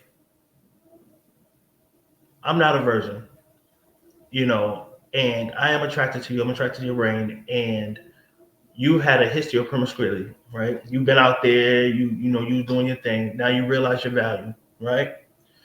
I need you to stay convicted. I don't have to subscribe to that. Right. The punishment I'm talking about is you still have remnants of the old you popping up from time to time. Okay. So now here you are, you know what you want. Your body's telling you what you want and you are interacting. But once you get to a certain point, you're consistently stopping and you're allowing yourself to be touched, kissed on, hugged, caressed. You know what I'm saying? But yeah. If you have understood that, look, I have given away the best part of me. Right. You should not be engaging in any relationships till you understand wholeheartedly what that entails. Because I agree with you. You made that decision for you. I see what you're saying now. You're saying that I'm talking about a woman. I'm talking about a woman who's sincere about what she's doing. Because you're exactly right. I shouldn't be preserving myself and have naked pictures on Instagram. I agree with you. I got you now. I see. I don't see when I talk to people, I no longer think about the trash. I'm talking to the ones that really want what I'm trying to give. I'm talking about the ones that really want to convert themselves to be that wife, if that's really what they want. And that definitely is a mind altering person. That's mind altering. See, that's the woman that's going to change this situation. That's the woman that's going to bring us back to the nuclear family and give us. That's the woman I'm talking about. Those But other women that are playing. There's one Huh? thing. There's one Okay. thing. See, a lot of times when women realize I've given the best of me and I need to change, there's one thing that they still haven't addressed. What does this man want? Okay. If I say, okay, you realize you've been giving the best part of yourself away, okay, and you expect me to honor the fact that you are no longer sexually active till we get married, correct? Outside of sex, what value would you be bringing to my life? How would you be making my life better? Because actually, when it comes to sexual relationship, it's a marathon, not a sprint. And the fact that I can speak on it because I've been married before, when I say it's a marathon, not a sprint, whereas when you're dating, you're pretty much having sex 2, 3, 4, 5 times a week, right? But when you're married, you understand that the sex is not the foundation of the relationship, but it's a nice intimate part of it. Because there's other things you have to work for, because marriage is work. It ain't easy, and it's not all roses. When it's good, when it's bad, it's bad, and then you have your honeymoon parts, right? So with that aspect, how would you make my life better? Can I answer the question? Sure. Let me answer. Okay, so it's something you said. This is what I bring. See, you started with a situation where you're saying I don't mind helping a woman. This is what this woman I'm talking about is going to bring. You as a man are going to choose me. You're going to see that I have the woman, the ladies, and the wifely qualities that you need as your wife. But the way it's going to be done is you're going to observe that I am an adult woman, that I'm not going to ask you for anything. You don't need to spend money on me. I'm a single woman. I'm going to take care of my home, my bills, my car, my person. I'm coming out modest. I'm speaking the language that a lady would speak. You ain't got to worry about me cussing. You ain't seen no pictures on me on Instagram. Actually, I don't even have a presence on social media anymore. I'm giving you and displaying to you who that wife is. So you ain't got to worry about, I don't mind helping you, because I'm not going to ever ask you for nothing. Now, when you say, hey, listen, I want you to be my wife or what have you, then we can take this relationship to another level. But guess what? I'm cooking for myself. I'm cleaning my home. You come to my house, it's spotless. You look at my car, it's spotless. Check my trunk, it's spotless. You see, I'm dressed perfectly. I'm presenting myself as nothing but a lady. My tone, my everything is feminine about me. I'm giving you exactly what you would want in a woman. You're dating me, but guess what? I'm cooking for you maybe once a week. Come over and have some dinner. You come over, we eat, whatever. You go home, I stay at home, or whatever the situation may be. But we're not playing house. There's no expectation for you to do anything for me as far as paying my bills, getting my hair done, get my nails done, getting eyelashes. Because guess what? I don't have them. That's not who I'm about. I want to be a wife. So I'm displaying to you exactly what a wife looks like in the meantime, until you're ready to ask me to be your wife. And then at that point in time, then the relationship will change. So that's what I'm actually bringing to the table, actually what a wife looks like.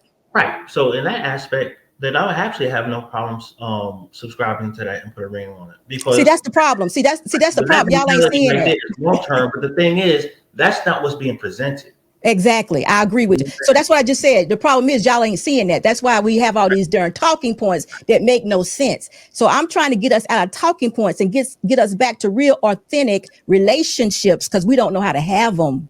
But you know how that happens? Ladies may not agree with this. All your friends, you know what? I love y'all. I need a 6-month sabbatical while I work on myself, get some therapy, and understand who I am as a person and what I want and what I like. Because now when I'm with you, I like what you like. I want to do what you want to do. You know what I'm saying? And I don't even know who I am as a person. Trust me, I know how to go through that shit. So, you know what I'm saying? And it's not age specific. It's not, because I've got women in their 50s still trying to figure out who they are. Why? Because daddy wasn't there. The first man who ever loved them ain't present to show them what it is for a man to love them. And they don't know what it is to be loved by a man. So they listen to their friends. I have 2 daughters, and I told my daughters, I was like, listen, whenever you want to know about a man, come to me. Your mother will never be able to tell you what it's like to be a man, dating Right. a man, and what a man needs. Come That's to true. me. You know what I'm saying? So 'Cause Dre, I'm telling you this: the woman that you're talking about, or the woman that I think that you all should look for, she ain't got a whole bunch of friends. She's now concentrating on being that wife that she wants to be. She's aligning herself with what God says the helpmate looks like. That's the woman. See, all those things that I hear y'all going through, y'all shouldn't have to go through those things. It should be quite obvious that this is a red flag. This woman right here ain't it. But I do know that, since we in 2023, we just, our standards are just being diminished every time we go on a date. I didn't want a woman that had fake hair, but guess what? This woman wear a different wig every week. Oh, but she nice. This is what we do. So I'm just saying, and I'm not talking about you directly. I don't know anything about you. I'm just saying that there is a way that this thing can be done. But we have to make sure we know exactly what that woman looks like. Because you just said what you bring it to the table. I ran it down to you. I can do that all day, every day, and I could add to it, because there's a way for you to identify who this woman is without her giving you her butt. It is a way. Well, let me say this before Dre goes, because the spinoff to this is how men end up incentivizing women's bad behavior. Because what ends up happening is a man will look at a woman and acknowledge to himself, I've done it. I've done it plenty of times back in the day, back in my Tyrone days. So brief, it was brief. I had a brief Tyrone moment in my early 20s. But what I realize is what men end up doing that incentivize this bad behavior from women, how we contribute to the problem is that as men, we will see a woman. We might be wife seeking. We're seeking for a wife, but we find a woman that we like and she's attractive. And we'll be like, damn, I like her, but I couldn't marry her. She got this thing going on. She got her elbow a little funny. I don't know. Can't mess with her like that. I can't marry her. Her mama Elbow's crazy, a little her family funny. crazy. Yeah, she missing a toe. I can't even do it. I can't. Oh Lord. But that box, I gotta get the box. And what happens is men will tell themselves that this isn't someone they want to marry, but she's good enough to sleep with. And this is why women need to abstain from sex, because men Absolutely. will have sex with you and not be interested in you in real life. It's either I mean, this is the reality, ladies. And so it's not, and it's wrong for men to think that. So when I talk to young men, I tell them, do not sleep with the woman you can't see yourself marrying. Absolutely. Let that be your standard.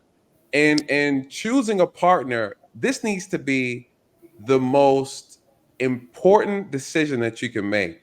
It needs to be considered a life and death decision, ladies. When you are picking a partner, hell, unfortunately, a lot of the homicides by women are killed by an intimate partner. You need to be choosing a partner like your life depends on it, because technically it does. 50% of the time it does, ladies. And go ahead. From a domestic. Nathan, Mhm. you need to add to that. Instead of saying who you can marry, you need to say spend your life with, your entire life with. Because if he doesn't marry her, if they're intimate and having sex, it could be a baby. Yes, So absolutely. whether it's marriage whole entire life, it definitely could end up being, baby who you tied to her still for the rest of your life. So that's the thing. So listen, but for now, Dre, thank you so much for allowing me to talk to you. I appreciate it. I I follow you. appreciate it. Listen, you're welcome here at any time. Make sure you come back to SB Nation. But this is what I do. I speak to women because I want to make good women. I want to advise women to be good women so they can have good men. And I happen to think a good woman is what makes a man better. I agree. So it got to start. Like I said, I know what it looked like. I've been there. I was there for Oh yeah, that's right. You said yeah. So okay. I know what it looks like. So, but the thing is like, I'm always asked, would you ever get married again? It ain't off the table. But for men, what we understand, I kind of came out unscathed, so to speak. I got you. I know what you're saying. So, but I'm a girl dad, so I'm very active in my daughter's lives, and I understand the value of marriage, but I also understand the value of understanding each person's role. Because sometimes men get lost in their duty and forget who they are and their value.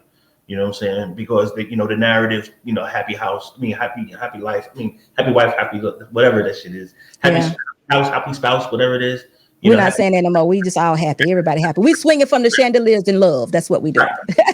But we have to be realistic with what love look like. I need to like you first, because I can love you to death, but not like you as a person. And we need to understand that we need to have a foundation, something other than sex, but a value and character, and look at the character of the man and the woman that you're actually interested in before you decide I'm going to open my legs up, or I'm going to go ahead and slide into this chick.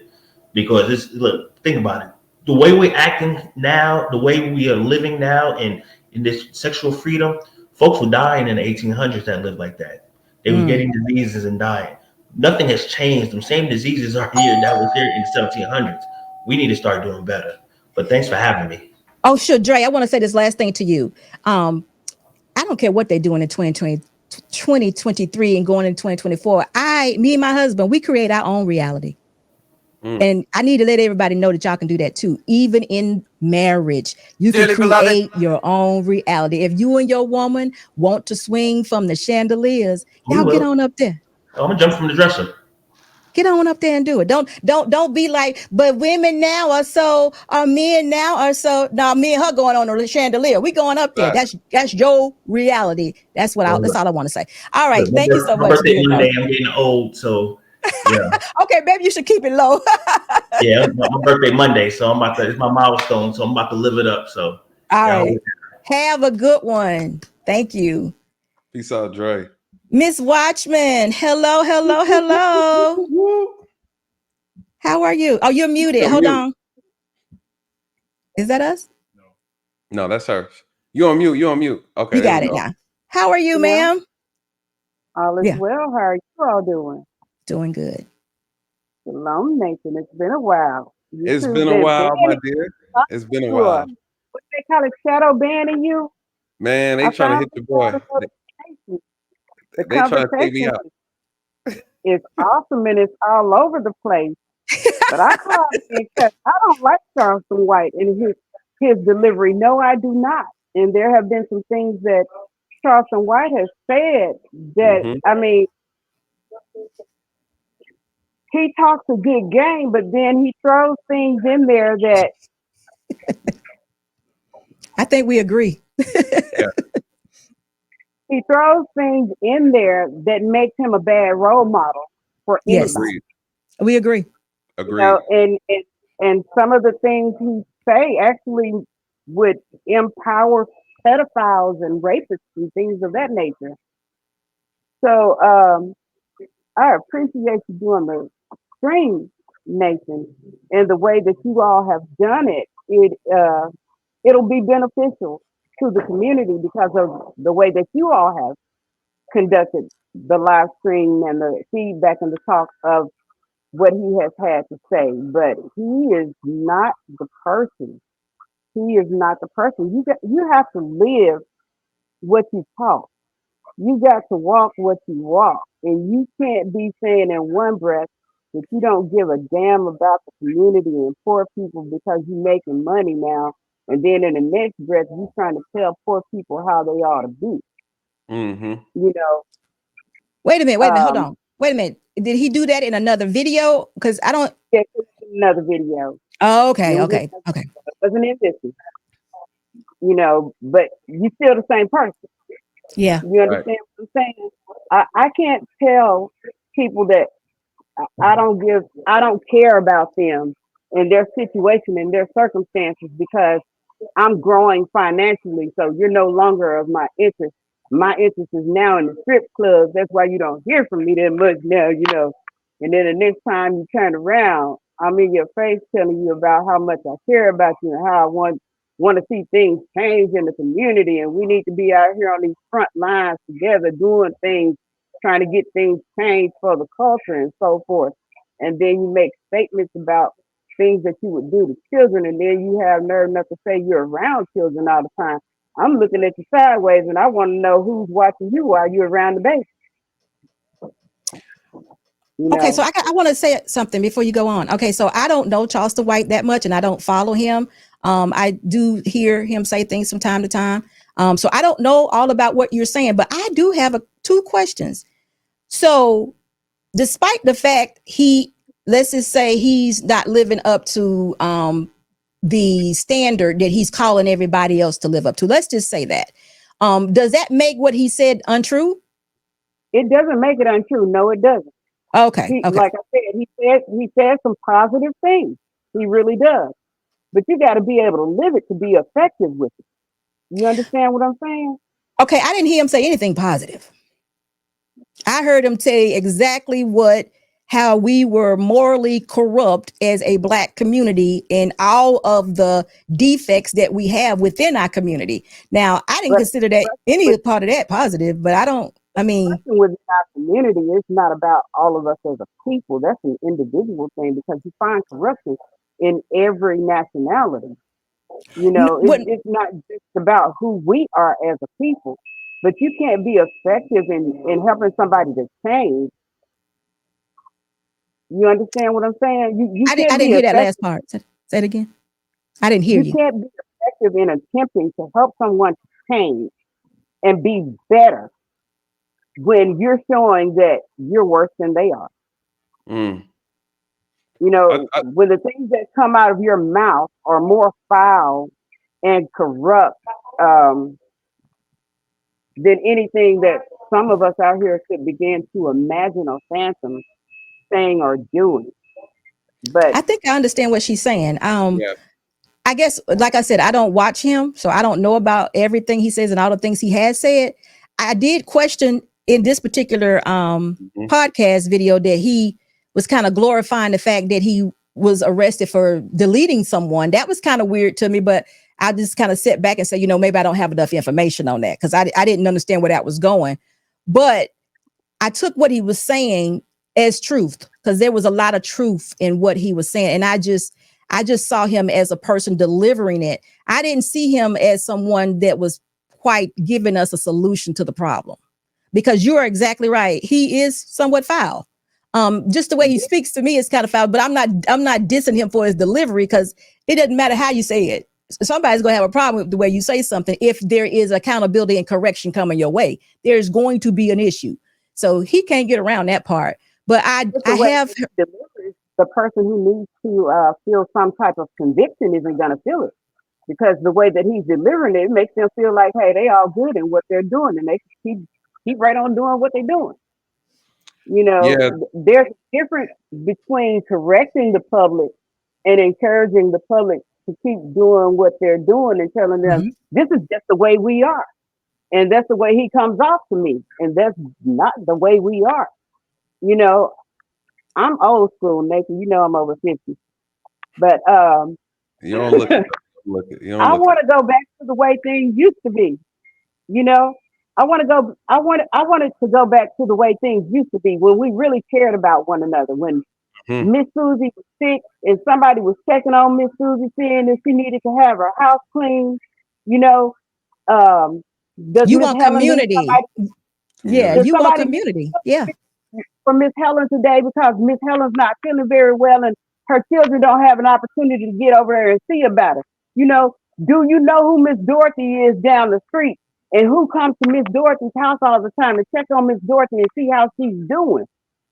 Or do you see a stranger on Miss Dorothy's doorstep and you don't even know it, so you're not going over there to check and say, hey man, how you doing? My name is whomever, and who are you here to see today?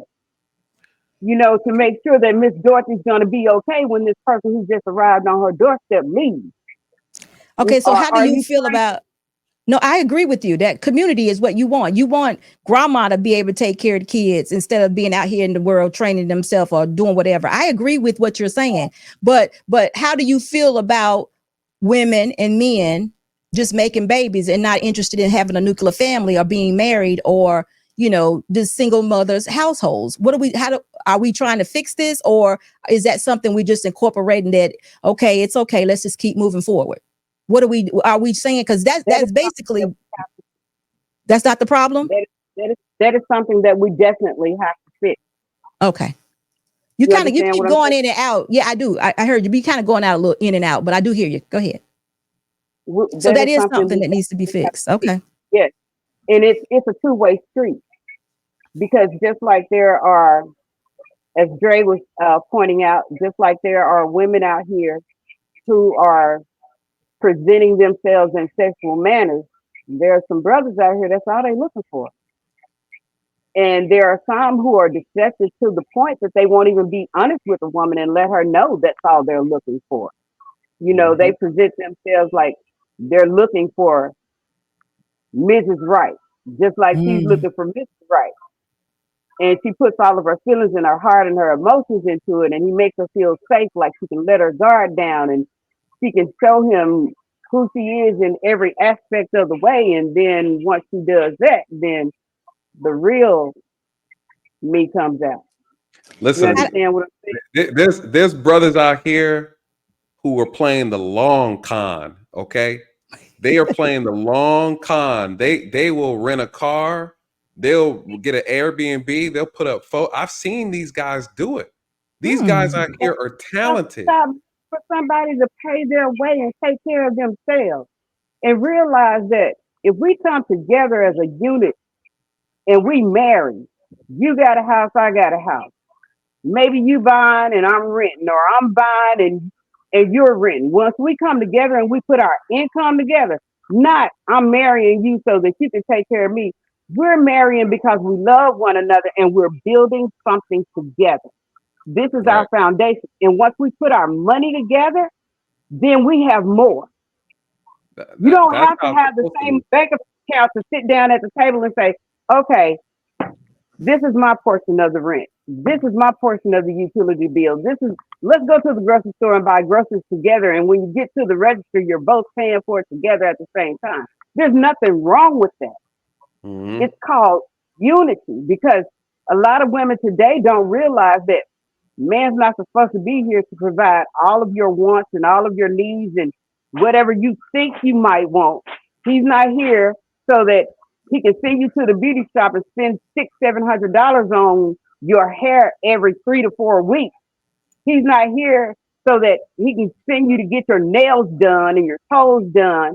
Hey, I would rather have a man at home that loves me enough to say, baby, when you get out of the shower, let me rub you down, let me paint your nails, you know. And when he gets through rubbing me down, I want to rub him down. And then we see where that goes from there. But I don't want you there if you're not willing to give me your last name. Mm. You know, that's why at my age, I'm by myself.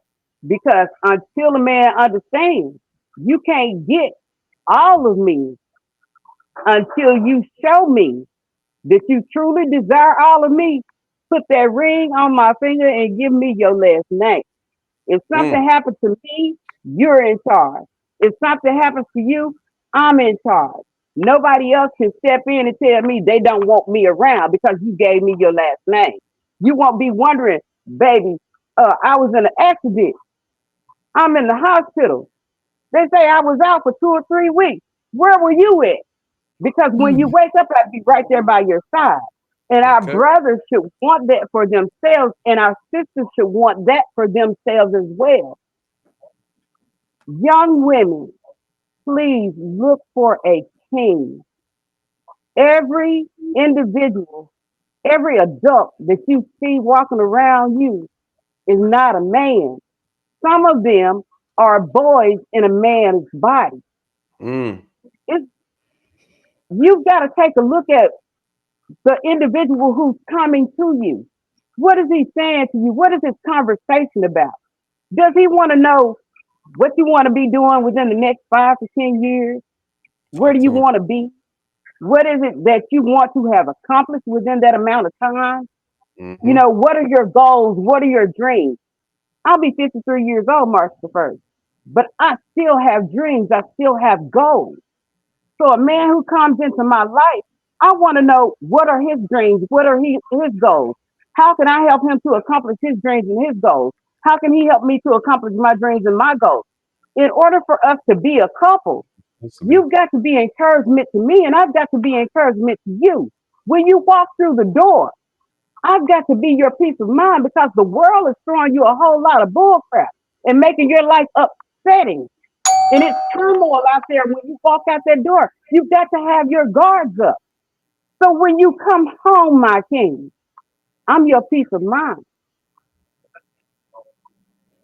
I agree with that. You can Mm, talk to me and tell me how your day was. And if you decide that you want to cry, you can cry with me. And I'm not going to tell your homeboys about it. I'm not going to tell my girlfriend about it. I'm not going right. to tell my family member or my children about it. That's our secret.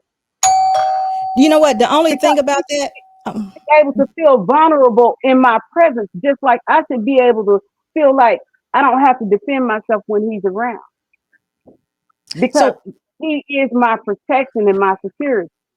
Mm, So, Ms. Watchman, I want to ask you a couple things. Well, I want to say this to you because you said women need to sit back. I think I'm paraphrasing. You said women needs to be able to identify who a king is and what he actually looks like. So, in the time that we are in now, and definitely for the last 20 years, I would say, maybe last 10 years, women, I don't think are very much are capable are seeing and knowing what a king looks like. Because I think we have allowed ourselves to get caught up in material things way too much that would throw us off. We'll see the man, like he just said, playing the game, the long game, or I should say the long scam. You know, he'll have the Airbnb, he'll have the rent a car, and a woman may see that, and it may be a presentation of a king because he's lied and told us he's got himself together, and we will give ourselves to them. Now, I'm saying all this because since you and I are ladies, and I'm already 53 years old. So what I would do, or what I do, is I talk to the women only, and I tell these women that they got to have so much value that the men that's doing the long scam, they're scared of them because they're presenting themselves with so much discipline yes. and Yep. so much structure that they look at that woman and they be like, man, I ain't fooling with her. She ain't down, you know. It ain't worth it.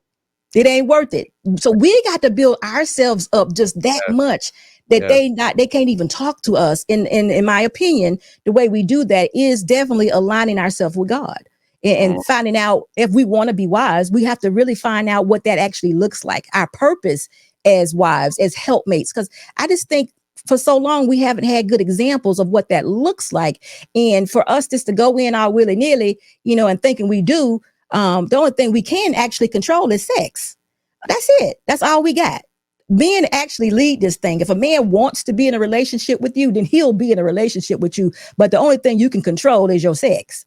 So that's where your power lays. And I think Nathan has been saying it the whole show. That is where we're so powerful, is in our virtue. It's more to it than our vagina, but it starts with us preserving and having that type of power to actually make good decisions. Because if we lay down with too many people and have sex with too many people, our minds are just so cloudy and jumbled up. We can't make a good decision.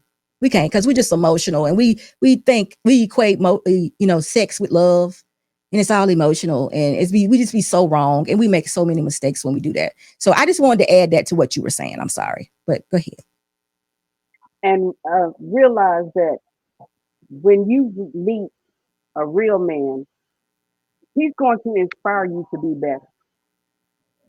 He's going to inspire you to be better. No matter how great you are, he's going to bring out something in you that you didn't see in yourself, or what you've already thought you perfected is going to get better.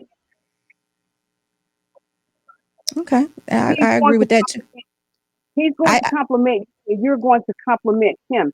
It's not going to be a situation where you start feeling bad about who you are. He's not going to down you. He's going to lift you up, and you're going to lift him. we got to be careful with Words that, and because we got to be real careful, because he'll see that weakness, and it won't be no lifting up. It'll be taken advantage of. words and actions mean a lot. And that brother who really appreciates you, that man who really honors you, he's going to be willing to wait no matter how long it takes. And he's going to respect you saying, hey, even if you have a child, he's going to respect you saying, listen, I've made my mistakes in the past and I don't want to keep making them. Exactly, I agree with you. And I want that king who's willing to wait on me so that our first night may not be my first night, may not be his first night, but our first night is our first night together as husband and wife. Right. I agree. So So let me do when this we super learn chat. to respect and honor one another that way, we'll make it further Absolutely. and we'll do better as a people because those are the individuals who are going to be concerned about the community and how Right. it is for the children that they are rearing together. I And agree with that. please, if he has children and you say you love him, you must love his children too, just like your own. And we Absolutely. Mm. don't So listen to this, understand. Miss Watchman. Let me do this super chat, and I want you to go ahead and give us your final words. And we're gonna I think Miss, is there someone else in the back? Let me shout out Uncle Stu. Where have you Still in the building. been? It's good to see you, sir. Thank you so much for your $5 super chat. He says, salute, salute. Married black man to black women in the house. I have a lot to say, yet I'm hearing. Yeah. Yet I'm hearing I'm 56 years old supporting the show. You have a lot to say, but gotcha. Good to see you, Stu. Thank you so much for your $5 super chat. Oh, that was Yeah. good. It's good to see you. But we got another one? No? Okay. So Miss Watchman, if you would go ahead and give us your final thoughts. And I think it's time for me and Nathan to probably get out of here. We're pushing almost 4 hours. This is like a job right now. Ooh, that's what I'm talking about. I That's what I'm mean, talking about. really, I didn't really want to go to work today. Hey, black man, what's going What's on? up, Black Man Unfiltered? That's the homie right there. Shout Look out to at that. Black Man Unfiltered. All right, Miss Watchman, go My ahead, final ma'am. word is, sisters, put some clothes on. Mm. Put some Stop clothes showing on. I like everybody. that. Stop showing everybody what only your husband should be privileged to see. And Like that. pull your pants up, and no matter what comes your way, treat that woman the way that you would want someone to treat your daughter. Mm. And to each and every one of you, love yourselves first so that you can love the rest of us. Our children need to see us being leaders. Thank you for having me on, and shalom. Thank you so much for being here. Listen, continue to talk. The elders need to be listened to. So continue to do so. Absolutely.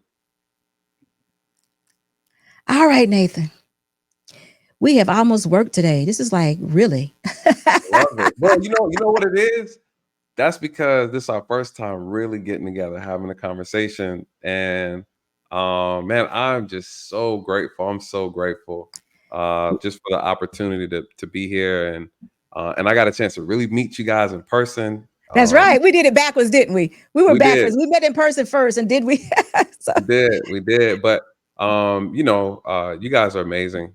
thank you. And shout out to your husband as well. Phenomenal guy. Just being around you guys, I just felt such like the your spirit is just so beautiful. You know what I mean? Like it was very Mm. inspiring being next to you guys, just having a conversation. It was just we had just laughed and it felt good. And so I can tell you guys are really, really blessed. And so it's just an honor just to kind of share this moment with you and many more because I'm looking forward to us Yeah, doing I was more going to say, invite me great over conversations. because invite me over because your supporters are down with you. I Oh mean, yeah, really. they ride. So I'm They I'm, I'm ride. over there. I'm over there with Yeah. you because we can talk like all night because we like can go from here to there, there to there. We be like all over the place. So listen, and we didn't even mention not one time that we were at the Manosphere. You realize that, right? We didn't even Oh yeah. we didn't Yeah. even mention it. I forgot that. That's we can I do that. know. We'll do We'll that do that another on the time. next stream. Yeah, on the next Right. stream we'll break it down. And to my followers, you guys, please come and check out Security Boss's channel. Great content. We need more women, empowering women to make better decisions and also understand their value. And even though I'm hard on y'all sisters because I know your value, I know your worth. Women, and this is women of all colors, right? I know sometimes we focus a lot on the Black community. The reality, women as a whole, know your worth, know your value. Don't let these con artists con you out of your panties. Okay. And it just is what it is. At the end of the day, you know, I just, okay, let me start with the brothers. You know, I'm an advocate for everybody because I'm a servant of people. I serve people, and so I see what goes on. And I will say this: as men out here, understand picking a wife, picking a woman out here looking.